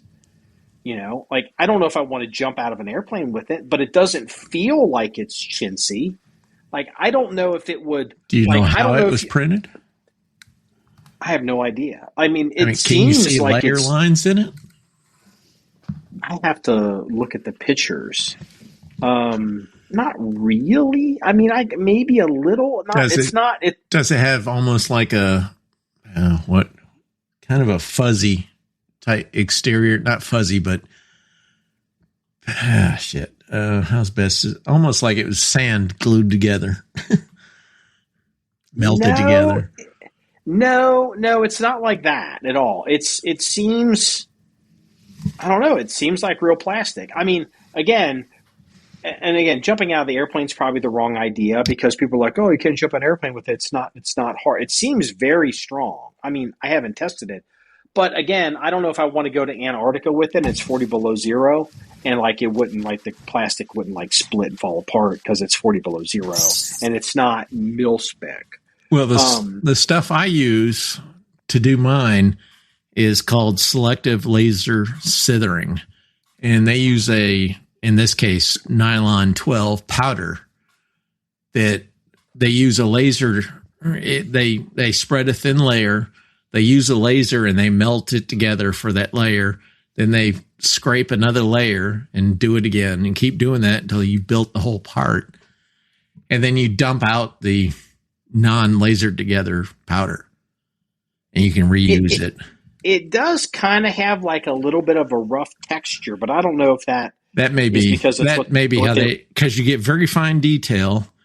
You get very smooth exterior that doesn't really have layer lines on it. And then you can dye it. The nylon 12 typically comes out in as white.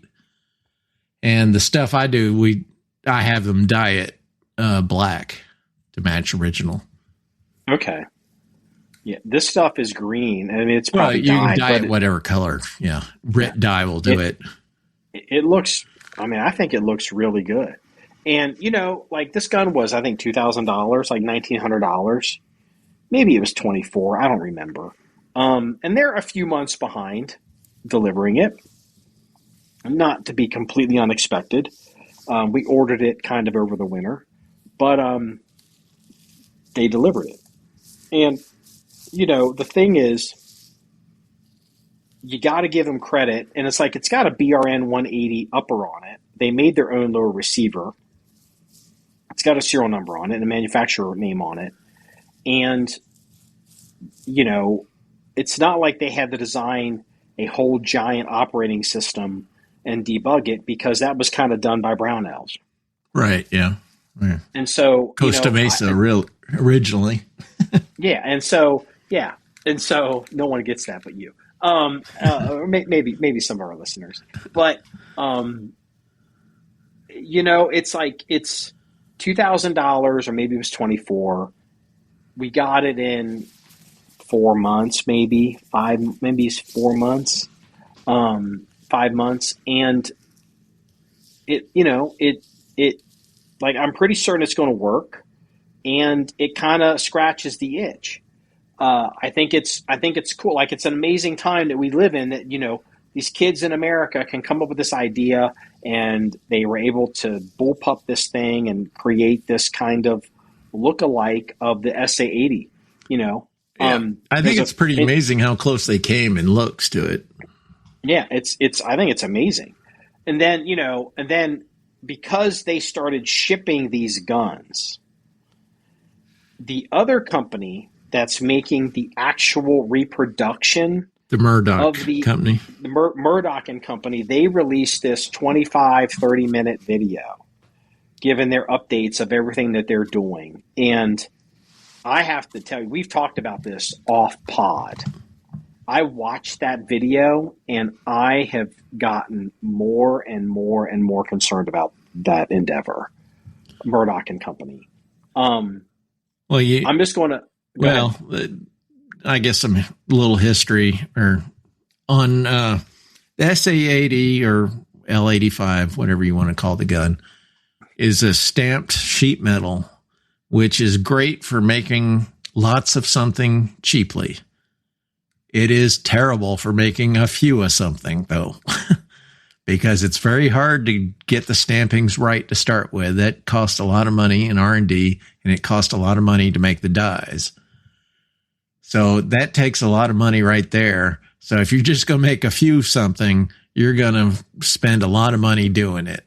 And it's not it's very labor intensive in the end, because when you're doing stamped sheet metal type guns, you usually have to build jigs to weld them together just to get them all together at the same, get the tolerances all together and everything.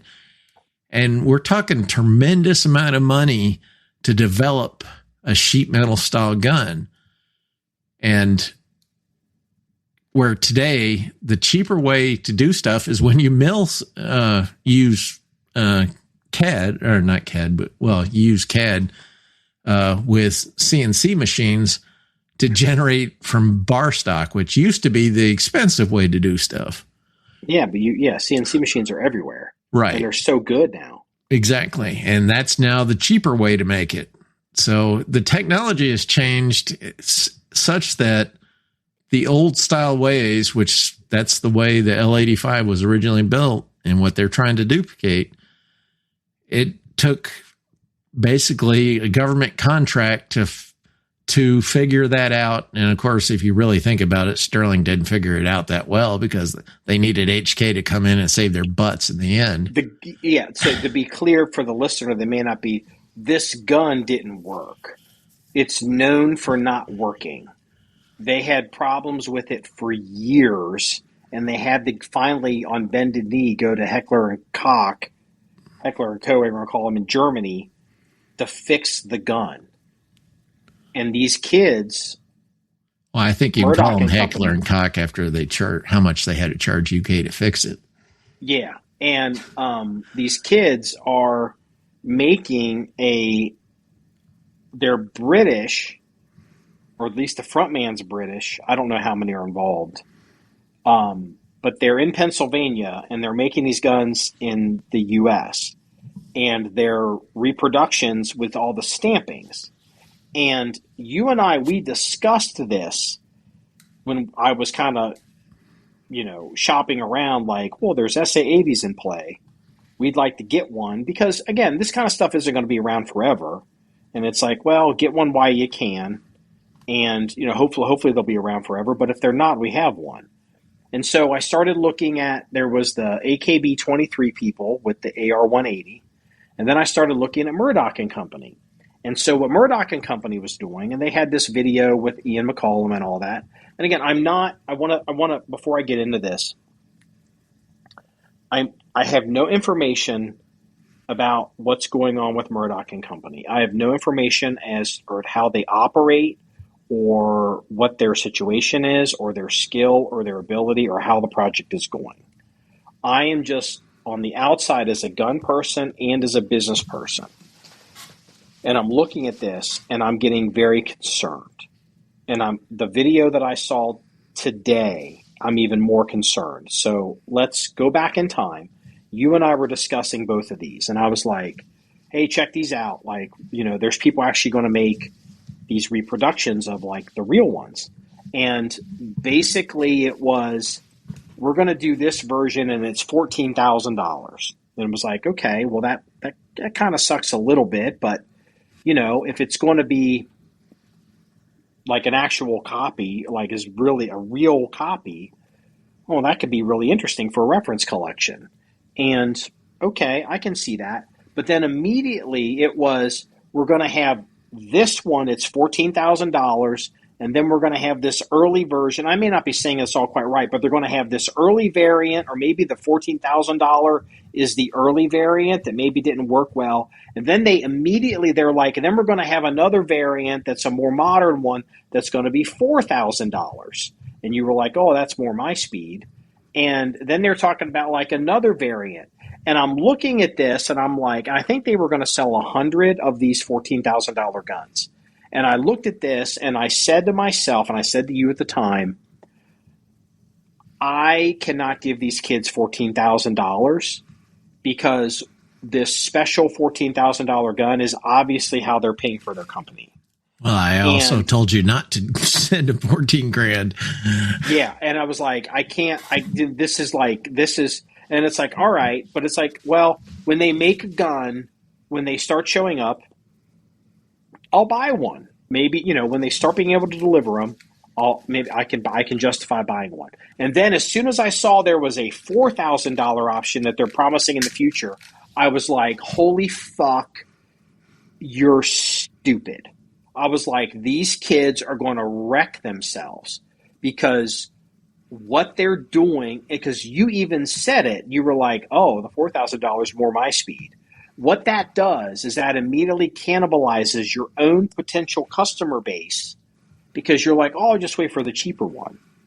And it's like, or I'll wait for this variant. And you end up never buying anything. And if these people need these first 100 at $14,000 to get this thing off the ground, and then, it's like that, and they're trying to debug this thing. Mind you, the early one that was known to not work, that's the one they're starting with, I think. I could be wrong, but I think that's kind of the situation because they want to come up with more modern ones. And it's like, oh my God. I'm just like, and then so it's like, all right.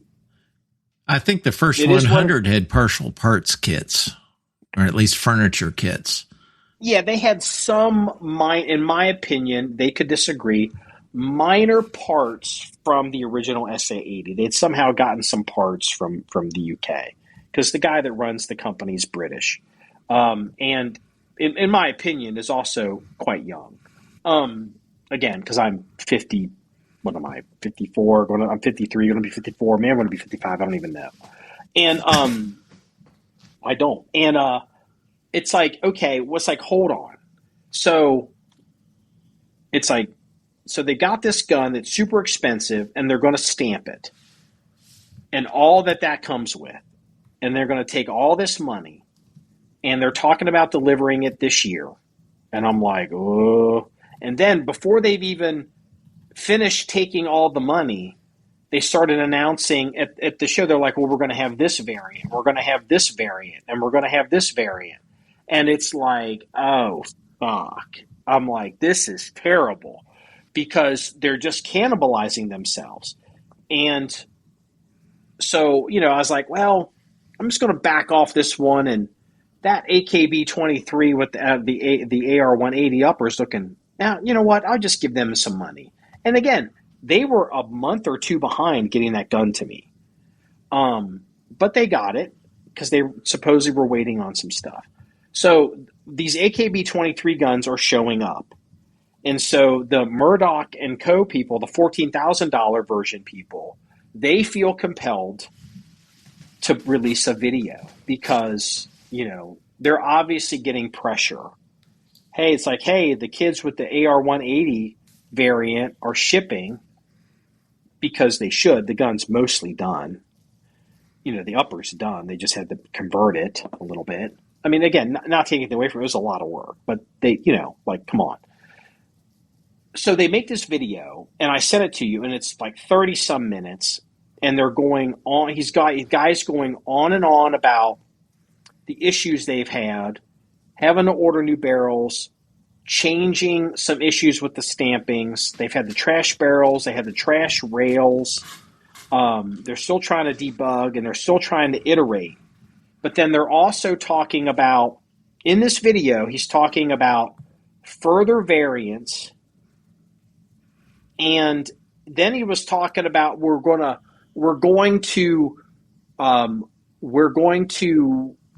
delay our showroom because the contractors are slow, and the showroom for people to come and look at our stuff probably won't really come about until 2027 or 2028 because contractors are slow.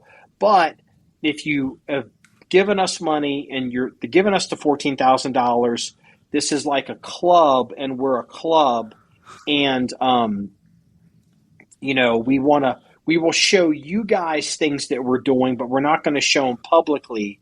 But if you've given us money, because this is a club, and we're also going to have the showroom that is now we're pushing because the contractors were pushing it back to 27, 28, and they're still iterating the first gun, but they're promising other versions of the gun, and they keep showing on the internet little CQB versions and all this. And I'm literally looking at this video going, holy fucking shit.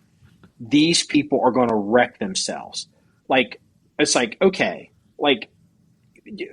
remember there's a movie where these kids that invent the BlackBerry phone, they hire the business guy to come in to finally run the business.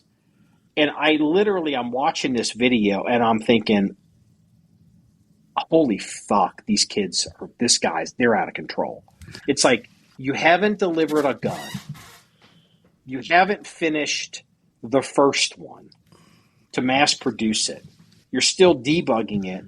Why are you iterating and working on these more modern versions? And why are you on the internet? Why are you even thinking about a showroom? What the fuck? Definite lack of project management. Yeah, I understand what they're trying to do, and I understand, what they, the image they have to portray and the experience they want to give people. But they're in such a hole, at least from where I'm sitting. I'm like, oh my God, I am so glad I didn't send them any money. And I was like, I'm not trying to say that it's going to fail, and I'm not trying to say that they're frauds, and I'm not trying to say they're incompetent. If the gun shows up, and I'll maybe buy one, but it's like everything these people say is so wrong that I can just tell they don't know how to do business. Oh, and by the way, this kid making this video talking about all this, he even says on video, yeah, I still have a full-time job because, I can't, because, there's only so much I can do, which I understand, but it's like, I'm glad you're not taking the $14,000 money to go on trips to Las Vegas, but this is not a real business here. I don't think these guys have ever done anything. And I think I'm afraid this is going to turn into the next Hudson H9. And I just feel like I have to say it publicly now. That video I saw was frightening as hell to me from a business perspective. I'm like, this is a disaster. These kids are about to run their whole lives off a cliff. Well, I'll say this much. The Hudson, they got a gun out at least. It sunk them in the end, but they did at least successfully get one out.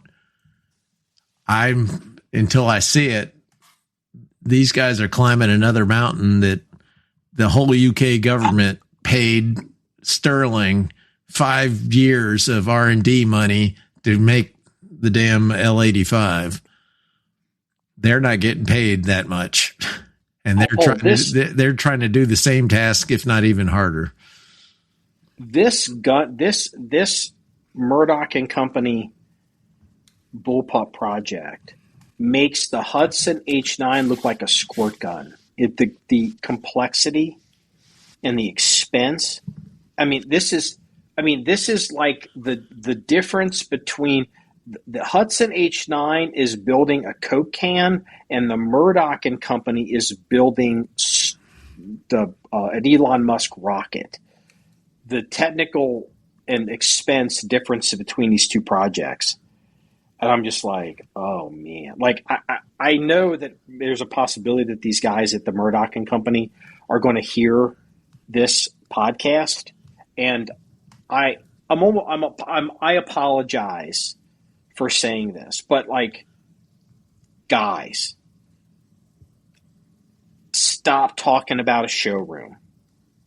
Stop talking about version X, version Y, version C, modern this, modern that, and trying to give this, stiff upper lip, British, it's like, that's going to be a problem. Like this idea, and be like, dude, you guys need to focus on one fucking gun, because you took a lot of money from people. You're not talking $600 pistols here.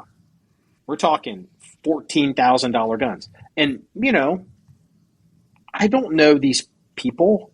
Maybe they're independently wealthy. Maybe they're Bitcoin or crypto kids. Or maybe, maybe the guy is the son of the Duke of Wellington. I don't know. But if they are just using the money that they took on these first 100 guns to get this off the ground, and the stuff I saw in that video that they're still talking about, I'm just like, holy shit, this is going to be a disaster. I hope they succeed. I want an LSW version of the L85. Not for $14,000, but I would love to see them succeed. Yeah, I'm not complaining about the $14,000. But being somebody who's been in this side of the business of the setting up manufacturing lines and getting stuff, and the stuff I was doing was easy compared to what they're attempting. It is incredibly hard. Do you know what did Hudson in? Basically what did them in? Well, they did two things that did them in. The first thing is they made the same mistake that these kids at Murdoch and Company did. Is they've got a gun that's got a lot of buzz, and get someone to give you $14,000 and no one's ever heard of you before. That's some pull, okay? Like, you got to give it to them. Like, I almost seriously sent them $14,000. But the Hudson guys, they had their Hudson pistol, and they started selling them. And before they finished or really had capitalized on that, they announced that they were going to do an aluminum frame, a lightweight version. And a lot of people were like, yo, I'm going to wait for the lightweight version. So the order stopped. That was the first thing they did that fucked them. Yep. And it hurt their cash flow. And the second thing they did, and the Murdoch guys have the same problem, because the Murdoch guys aren't actually making these parts. The Hudson people basically used a sole source supplier for something that was fucked up, and they didn't break it up among different suppliers, and they the parts came in, it was out of spec, they couldn't absorb the loss, they didn't have the money to fight over not paying, or I don't know how much they had to pay, like probably up front, like deposits or 50, to get these parts in. And basically they ran out of money because they got fucked by the quality control by one of their suppliers. There was nowhere else to go. Quality control is a big factor when setting up a manufacturing line. I mean, it's one of the hardest areas to control to start with, and then making sure your machinist or who's doing the machining meets those requirements is amazing. But here's the thing. All these people, Hudson and Murdoch and company, they aren't machining these fucking parts. They're not setting tolerances on stuff. It's a subcontractor. They may have a good relationship with a subcontractor, but it's not them. And the subcontractor is also in business for making other stuff. They could be making aerospace. They could be making pop cans. I don't know. They could be making siding for barns. I'm trying to think anything where you're stamping metal. I'll tell you right now what they're not doing. They're not keeping their machine shop open with work from them yet. Yes. And it's just like, oh my God. So they don't have priority with those guys yet. Yeah. And it's like, these kids who are running the Murdoch and company, they're real good at talking and they're real good at marketing, but that video today, I'll put the video up in the comment section on the podcast. I mean, that video will make all of the people that gave them money happy. Like, hey, look, we're a club, we're doing this. They didn't address the AKB 23 competition at all, but that's why they put the video up. Obviously. It seems obvious to me anyway.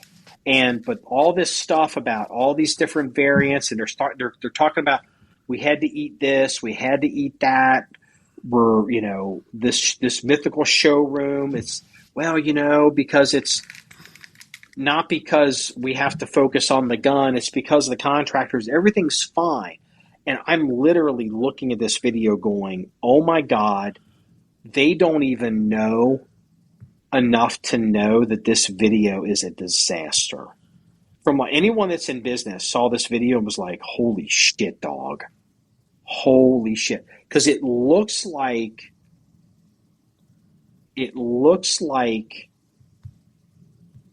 a kid in the woods telling a story that there's no business in the manufacturing industry.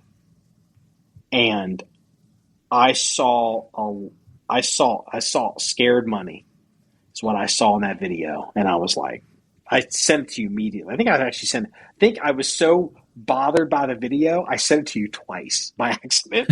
And I was like, I did send it twice, didn't I? And I had actually seen it before you'd sent it over. Okay. For some reason it popped up on my YouTube feed. And I'm not in the business of shitting on people, especially I'm not trying to wreck these people. I have no information other than what I saw in the video. I have no information than what I saw in Ian McCollum's video. I don't know. I hope they have a shit ton of money because I don't know how for $114,000 guns, assuming that they sold all 100, is enough to pay for this. And I'm highly confident that they're in trouble. They're in big trouble. That's why I'm even saying it publicly. I think there's a 25% chance that they make it at this point. I think it's basically over. Yeah, another lost dream, like the STG 44s. Yeah. Oh, yeah. That's exactly the same thing. Yeah. And the dudes that were doing that, what was that guy's name down there in Atlanta? Oh, I don't remember his name right off the top of my head right now. Or his company's name, whatever it's called. Sold out to PSA, and PSA, I think, found out and said, "Oh my God, what has been going on here?" And we just pissed away a bunch of money buying this project. That's a great point, because that's kind of exactly the same thing. It's a stamped gun with all this work. And the guy that originally came up with the STG-44 project, he made the same mistake. Hill and something. Hill and Mac. Yeah, that's it. H&M. Yeah. Hill and Mac guns. And it was like, we're going to have a Kurtz version. We're going to have a 300 blackout version. We'll have a 5.56 version. And all these different magazines. And it was like, oh, shit. And then they started running out of money. And these people are in manufacturing. They're making the stuff. And it got so bad, they ran out of money, so they started selling steel targets. Remember when they did that? No, I don't remember it, but it doesn't surprise me. They came out with a line of AR 500 targets. And then they collapsed and they sold to PSA. And PSA is a big manufacturing company. Like, they're in this business. They're used to completing a project. And you're right. This stamped gun, they were like, fuck this. Do you know if the Murdoch and Co. people actually got any TDP information on this SA-80? I doubt they did. They're winging it? They're like everyone else. They looked at a gun and said, hey, that looks pretty easy to make. And then, oh my God, that's even worse. Well, unfortunately, it's all too common too. I expect I'm going to get an email or a letter from them. And before you send me that letter, I am so sorry. I don't want to have to do this. I'm just giving you my opinion, my uninformed opinion. And my opinion doesn't matter. I didn't give you guys $14,000. So you can make an argument that I didn't believe in the project enough. So what I think doesn't matter. I'm not criticizing them. I am legitimately frightened. Yeah, I legitimately want them to succeed at their endeavor here. I think it'd be very neat to have them generate these guns. I think, but I understand more than many people as how tough that is. Yes, especially Mark Serbu and I were talking. And there's a guy on X that was saying that he was going to be selling Stoner semi-automatic Stoner 63s for $3,000 to $4,000. And Mark and I were talking, and I've been doing this project where for the Stoner, I was trying to get every part lined out, part number, every model for every part for everything on the gun. And there is close to 500 parts for that gun. And there is, M16, I believe I think it's 100 and just right over 100 parts. I think the reason the Stoner probably went away is because it was so damn expensive to make. Another sheet metal gun, of course, but it was, 500 parts to make. Of course, that was to make the Stoner is one receiver can be used in, 6 different configurations for, LMG, mag fed, LMG, belt fed, carbine, rifle, fixed machine gun. So you have to have a lot of parts to support all those different. You basically have enough parts that you're supplying 5 or 6 different types of guns, and there's only one common piece, the receiver. So you still have 5 or 6 guns there. You just have savings on 1 or 2 parts. Granted, they're the big parts, but in the end, I think that's probably what did in the Stoner more than anything. And that's never been attributed in anyone writing that. But after me going through all this stuff, I believe that's what killed it. And nobody has ever mentioned that in all the writers on the Stoner system. I don't know how much I trust this, but I just did an AI search on. I asked the system. I said, how many parts are in a SA-80 L85 rifle from the UK? And it says it's hundreds of individual manufactured parts. But when field stripped by a soldier for routine cleaning, it breaks down to 16 to 17 main groups and components. But it doesn't. This is not a very good answer. Like, it's not telling me in total fully detached technical parts list for the entire weapon system counts well over 100 individual parts. Yeah, but you know, like your faux SA-85. Yeah. Just think of the parts in that. I'd be willing to bet it's got an AR-15 hammer in it. Oh, 100% it does. And it's got an AR-15 bolt or one close to it. It's got a lot of parts that are being made already. The barrel extension, I know, is an AR-15's barrel extension. That's one part you don't have to make. I mean, You don't have to design. You don't have to custom make it. You can buy it from off the shelf from some manufacturer.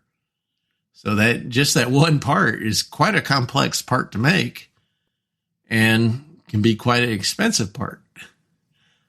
And if somebody screws up the details of machining that, you're not going to be stuck with them because you can always go elsewhere because there's more people making them. Yes. So there's not one part in the L85 that is common to any other gun in the United States. Yeah. I think, if I'm not mistaken, and I could be, if I'm not mistaken, I believe that the video that the Murdoch and Company people released, they are currently predicting that they're going to be delivering these $14,000 guns in fourth quarter of this year. Is that right? Am I remembering that right? I didn't go. I don't remember that. I could be wrong, but I thought they were still planning on delivering stuff this year. And I'm like, I don't see how that's possible. They're not even remotely. Maybe, I don't know. We'll see. But anyway, I don't want to bash on them too much anymore because I've done quite the job. I feel like I had to say something. I'm just like, when this thing blows up, I just don't want to have the conversations that I'm having with myself. I want to make sure they're out there because I'm just like, yeah, this is terrible. Speaking of terrible, we're going to set a record here for the longest podcast we've ever done. So how are you on time? Are you okay? I'm fine. Before we end tonight, I got one question for you. Oh, I'm not close to ending. I know. So, I'm just saying I've got one question for you before we end. Okay. All right. So speaking of terrible, how bad do you think things are over at Staccato today?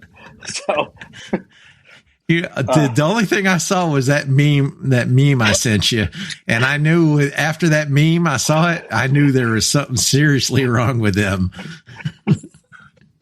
Let me see. I posted that meme. So Mongo sent me this meme of these people together. I posted that meme on Instagram, and it has 17,000, I guess, views or likes. I saw you put it on Facebook as well. Yeah, I had it cross posted, and I was like, "What's going on over at Staccato?" So, I guess they got rid of a bunch of dealers, and they started a $199 warranty. Or no, a $199 annual maintenance program. Is that right? Hell if I know. You told me more information than I got from the meme. All I remember is 2 podcasts ago I asked you, is there a 2011 that you would trust with your life? And you said no. No. 2011's terrible gun. And like, okay, someone's going to be like, well, what do I think of the fact that Wilson Combat now has 2011s under their banner because they purchased, went right out of my head. Is it USGI? What's that? GI? who's the company that made the 50 GI bullet that they were chambering in the Glock in 1911? Oh, I don't remember. That never interested me, but I remember the 50 GI though. Yeah. They bought that company, and that company apparently makes some high-end 2011s. So now Wilson Combat has 2011s, and I'm like, I do not care. Like, these 2011s are a disaster. I'd be willing to bet they have to do more work on those than any other gun they sell to get them to work right. That is not a bet I won't take, because they will. I don't. It's interesting. The people, the guy that had that company, I guess he wanted to retire, and so he got his exit. And Wilson Combat's been buying up a lot of stuff. They bought Chip McCormick. I mean, they've been doing this for a while, not that frequently, but they bought Scattergun Technologies. Like, Wilson Combat does all the shotguns. Scattergun Technologies, they still maintain that brand as Scattergun. They bought, who else have they bought? They bought Chip McCormick, and then I guess they bought the guy from West Virginia, again, as a son of West Virginia, who makes these super duper lightweight Melvin Forbes, these super lightweight hunting bolt action rifles, like crazy lightweight. Yeah, I think I've heard Tom Grisham talk about them. Those guns. I don't know if the company's named after Melvin Forbes, or if it's, I can't remember what the name is, but Wilson bought them. The gun is called the Nula, N-U-L-A. And it was a very boutique gun. Like, unless you're like some high-end mountain hunter, trying to get goats or something, like, you probably have never heard of this gun. That's an interesting buy. Like, I think that's very interesting buy. Like, the 2011s, I'm like, whatever. So anyway, Staccato. So here's what I know, and then what I've observed since the meme flushed out all the stories. So apparently Staccato has they've cut hundreds of their stock of their dealers from their dealer network, and I didn't realize that their dealer network was that important. And then they started a $199 service program where you pay them $199, and then, like, every year, I think you pay it every year. But you send in your gun, and they do a complete annual, like, service on the gun. Like oil change, rotate the tires, check your belts, put new spark plugs in, brake pads, all that. And from a business perspective, it makes sense on two levels. The first sense is, as a recurring revenue, like, we live in this software this SaaS model, software as a service. This, people like these recurring things. You can have a group of your customers, because 2011s are so high maintenance, that you can have a group of your customers that will just unload all your problems on us, and we'll take care of everything at all times. And then if they get rid of a bunch of their stocking dealers, they can even justify this to themselves by saying, we will only have large stocking dealers that buy $50,000 worth of guns a year from us or more.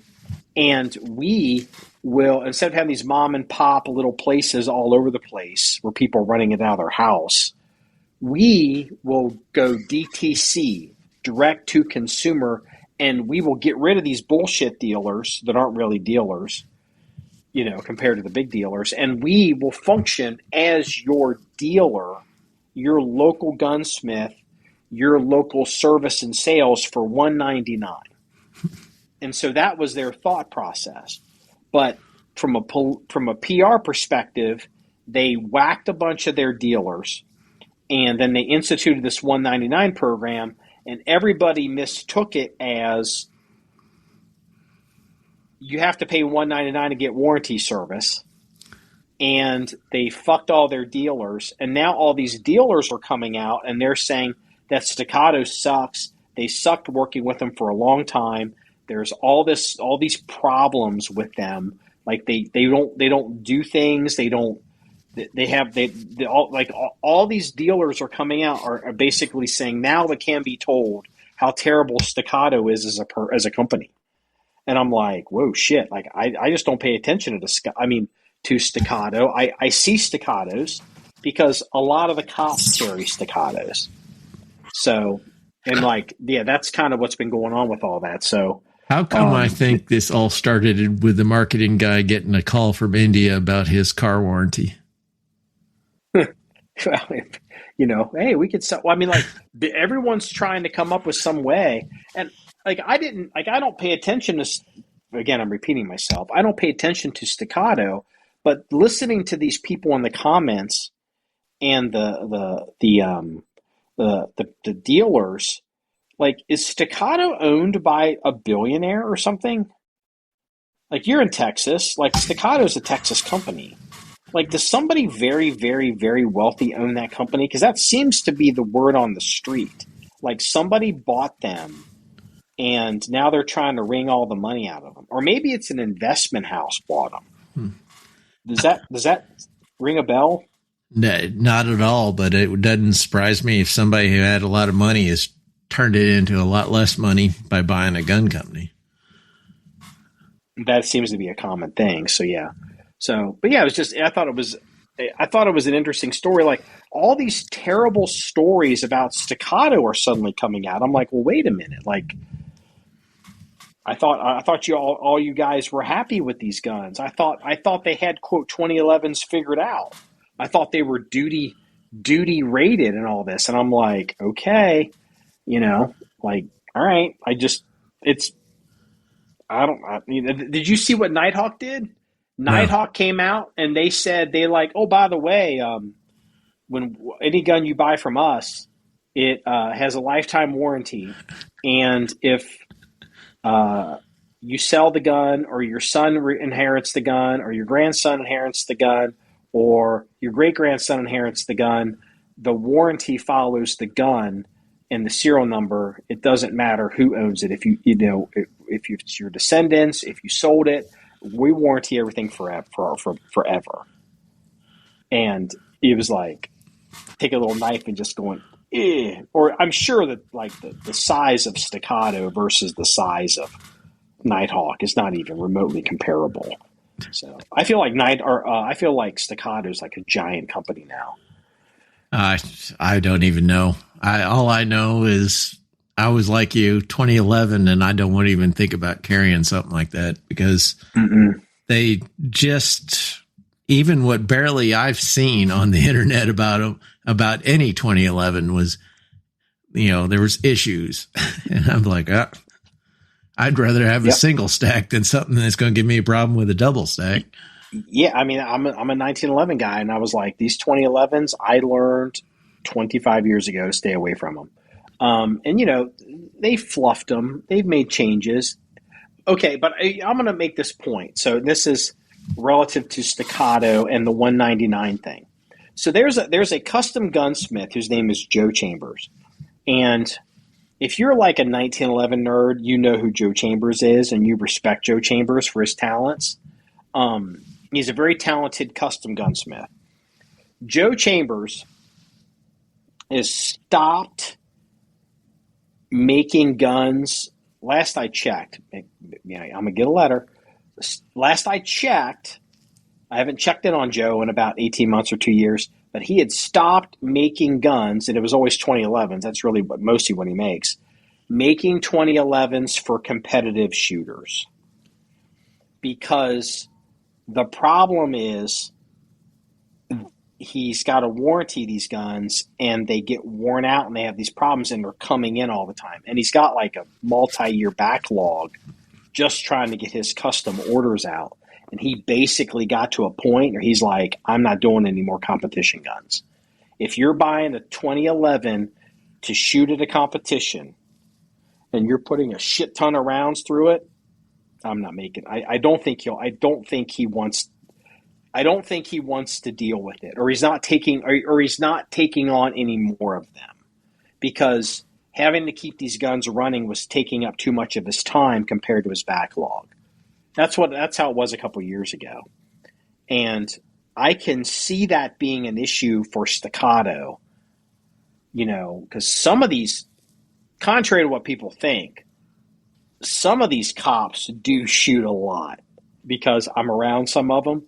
And, these guns could be going down quite a bit or getting worn out quite a bit. I've had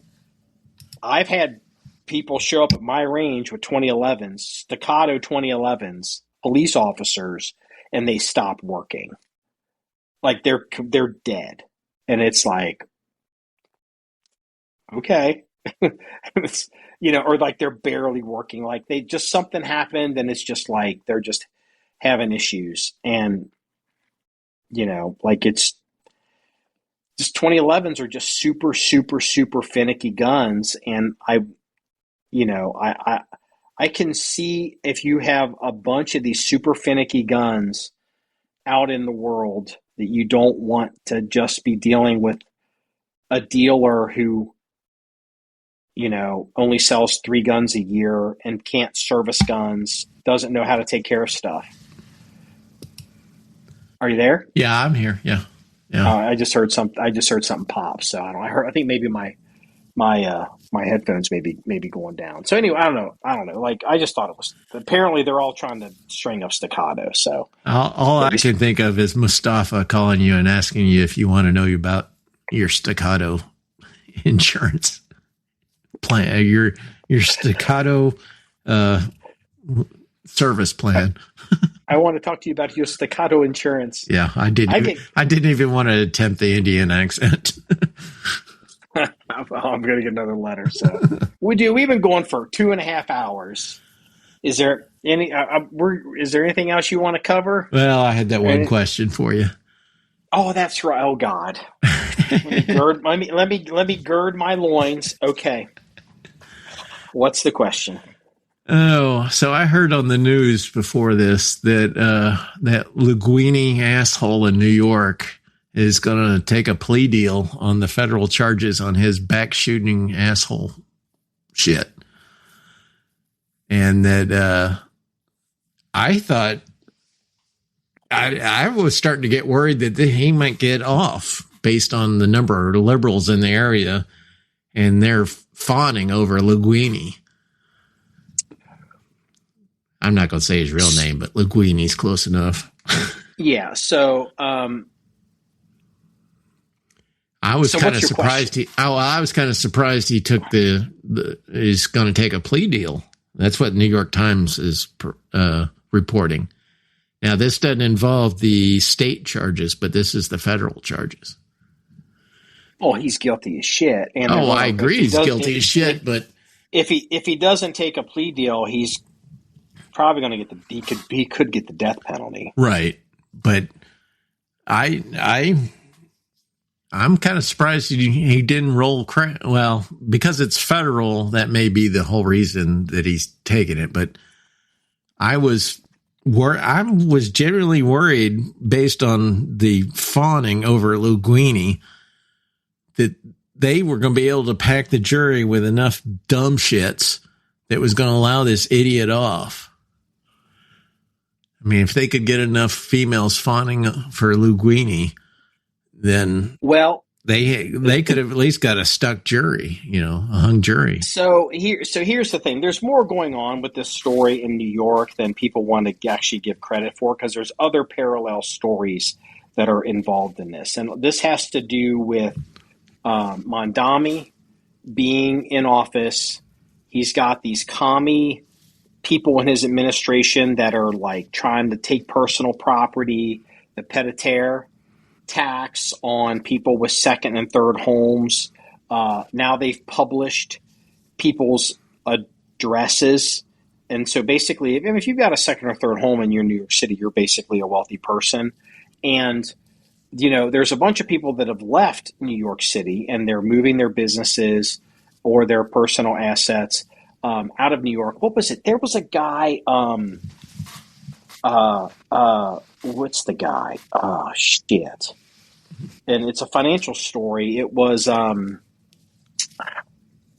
think it's Sergey Brin. I think it was Sergey Brin. He's one of the original Google guys. He had like a $93 million investment, or maybe it was $193 million. It was a $93 million investment in this low-income housing project in New York City. And he didn't own all of it, but he was an investor in it. And he basically wrote down the entire thing. He sold it for like 6 cents on the dollar, or 6 cents on the dollar, just to get the hell out of the commie zone. So he could stop being exposed to New York. He could stop being exposed to their tax system, and also the realization that they're wrecking the housing markets and the economic viability of New York. And what's happening is with Mangione is there's a lot of wealthy people that are still in New York that are Democrats that are like scared. They're horrified that the left is playing footsie with this little red commie sumbitch that's executing people in the back on the street. And they're putting pressure because people are starting to realize, when the communists took over in Russia, they didn't just start killing the Romanov family. They started killing the other people that supported the communists because you weren't communist enough. The Bolsheviks killed the Menkeviks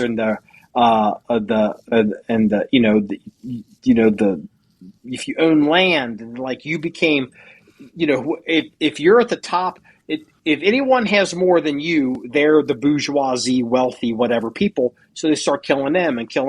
And they're seeing this in New York, and there's a lot of pressure. I'll tell you what, if Mangione, for some reason, gets off in New York City will collapse economically. It will collapse because... And they all voted for it, I bet. Scott Galloway just came out. So Scott Galloway is one of these dudes that's the pied-à-terre tax. And it's like, well, Scott Galloway's successful. And let me tell you who Scott Galloway was, because everyone's like millionaires and billionaires. Scott Galloway is a professor at NYU Stern School of Business. I know who Scott Galloway is. I've known who Scott Galloway is for years. And he is taking a job in London for a couple of years, and he's moved his family in London. He's not going to be in London forever. So he still has his property in New York. Because, property, it's hard to replace property, and, you don't want to sell it if you want to come back and buy it at a higher price. So he kept his property in New York. And so under this Mondami pied-à-terre thing, and he's gotten wrapped up in this extra tax that they have to pay. And well, according to the law, and Galloway supported this, like, you got to pay your fair share. Galloway was horrified to discover that the Mondami administration published Scott Galloway's address to the general public as a list of the pied-à-terres. Because he's like, wait a minute. Like, I'm a liberal. I support paying my fair share. But you've put he literally is like, you've put a target on my back. You've doxed me. Is Mangione going to show up at my house and shoot me? He's going to shoot my kids or my wife? And it's like this huge story that's all wrapped into these issues, and nobody's putting the dots together unless you're listening to the John1911 podcast. Well, these are the supposedly educated people that apparently don't pay attention to history at one bit at all. And this has been repeated over and over, and they ought to call it potato tier tax instead of pied-à-terre. Because these guys are dumb as potatoes. I mean, for smart people, they certainly act pretty stupid. So, so for the listener at home, I did not know this question was coming.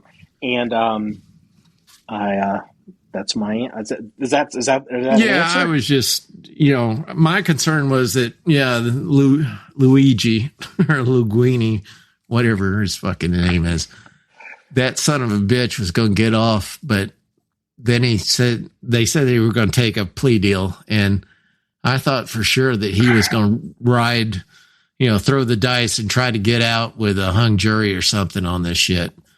Well, you know what what they're doing in New York, because they're all libs. There's some conservatives obviously that are there, but like the administrations are all libs, and this is the reality. What they're doing, they're dragging this out as long as they can, so that Mangione's. The story of Mangione and his plea deal shows up on page 18 of the New York Times and not on page 1, and people forget about him and they plead him out and he goes away and they don't make a martyr out of him and start riots or start copycat killings, because that's what they're really afraid of. Because, nobody's talking about this problem, the Mangione problem, and the Mondami problem, and the Bernie Sanders problem, and all these other commies. The DSA crowd. It's the DSA, the Democratic Socialists. They can say Democrat. They're commies. They're not the Democratic Socialists. They're not Democrats. They're dirty commies. And, I'm not dirty commies have always been dirty commies to me. But the reality is the Democratic Party is either going to split apart or it's going to collapse. It's really interesting because people debated if the Republican Party was going to survive the Tea Party, if the Tea Party was going to break up, if the Republican Party was going to break up. And then Donald Trump came along and did the MAGA thing. And it's like what's ended up happening is the Republican Party has kind of coalesced and recentered itself in the Overton window of where they're going to end up. It's pretty generally unified, is, conceptually where we want to end up. The Democratic Party may actually cease to exist the way, like, the Republican Party didn't exist before the Civil War. I mean, the Republican Party was, the first Republican president was Abraham Lincoln. You had the Whigs and, I can't remember was it the Whigs and the Democrats? Yeah. Or the Democratic Republicans and the Whigs or whatever it was. And and it's like, there's a possibility that the Democratic Party, people 20 years from now may not even be a major party in the United States. It may end up being the communists versus the Republicans. Well, we can only, better get them machine guns off the NFA, because we're going to be needing them. So that's the truth, too. Or ship them down to South America for helicopter rides, right? Mm-hmm. Yeah. I mean, no one gets that joke. Kill a commie for your mommy. So, these people, they're dangerous. They're always the same. Leftist violence. I mean, they don't need, we don't need to go for 3 hours, but the Mangione thing, they are in a pickle and a half up there in New York about this, because, all these people are suddenly all these people that support all this stuff are suddenly getting a zap on their forehead or in their back, and they're realizing, holy shit, these crazies aren't going to shoot Donald Trump. They're going to shoot me. Well, did you also see that the Troon lover that shot Trump's ear, the lawyer argued that he hit I'm sorry, wrong person. You're talking about the guy that shot Charlie Kirk? I'm sorry, what? The guy that shot Charlie Kirk? Yeah, that he argued that he hit the guy he aimed at, and therefore he didn't deserve, I didn't quite understand the argument, didn't deserve the death penalty. Okay. So the argument that they're making is that the shooter was only targeting Charlie Kirk, and you don't need to rack and stack charges on the shooter, that he was endangering other people, that he was endangering minors or children that were there. He was only targeting Charlie Kirk, and so it was only one person. No one else was in danger. That's the defense. They're trying to cut through all the charges he's got. And so they're basically saying our client shot Charlie Kirk, but the only person he was going to shoot was Charlie Kirk. He had a precision weapon to shoot Charlie Kirk. He wasn't going to miss Charlie Kirk. Nobody else was at risk. The magic bullet was going to stop in Charlie Kirk and not hit anybody else. And there wasn't going to be a big gunfight. And it's just Charlie Kirk is the only person we need to address with charges. Don't you pretty much... Charlie Kirk's the only victim. Charlie Kirk's the only victim. But doesn't that automatically negate any defense that you didn't shoot him? Well, they're not going for that. And word is on the street that Candace Owens is on suicide watch. Because we're getting very close now. We're very close. We're very close now. So, we're very close with Candace Owens is going to be on the roof of the university in Utah with a reproduction SA-80 rifle. Like we're very close. It's all going to come together, and she's gonna put the guy up there. He's going to be a Jew with a reproduction British rifle, and they found shekels in his pocket, and somehow this also involves who's the president of France and his wife. That she was trying to rope into this at one point. Didn't she say that the French fucking wanted to kill? It's like fucking lunatics, dude. They really need to get Marjorie Taylor Greene mixed in with her, and then they could have the Israeli space laser in there as well. Hey, I have a lot of Jewish friends. I know you never want to say that. I have tons of black friends. I have a lot of Jewish friends. We have a Jewish contributor to the John1911 podcast, and I've said this before, and I'm going to say it again. I'm a friend of the Jews. Jesus was a Jew. Mary was a Jewish woman. If there are Jewish space lasers, I want in. Just put me in on the Jewish space lasers. Marjorie Taylor Greene. We need a Jewish space laser for the reference collection. We gotta have one. I'm all in for the Jewish space lasers. I want to be on the side with the Jewish space lasers. I don't want to be on the man-Jewish side. I want the space laser side. Okay. Don't throw me to the wolves with Candace Owens. Please. I'd love a bagel with salmon bagel with capers and cream cheese, and I'd love a Reuben sandwich. Please, I want it all. I want the space lasers, and I want the Reuben, put me in. All right, we got to get out of this, dude. Okay. This wraps up episode 412 of the John1911 Podcast. You want to see the stories or pictures, links, anything we discuss, including Jewish space lasers, please go to the website at john1911.com. That's JOHN1911.com. Remember, it's all about shooting guns and having fun. Everybody, have a good night. Say good night, Mongo. Good night, Mongo.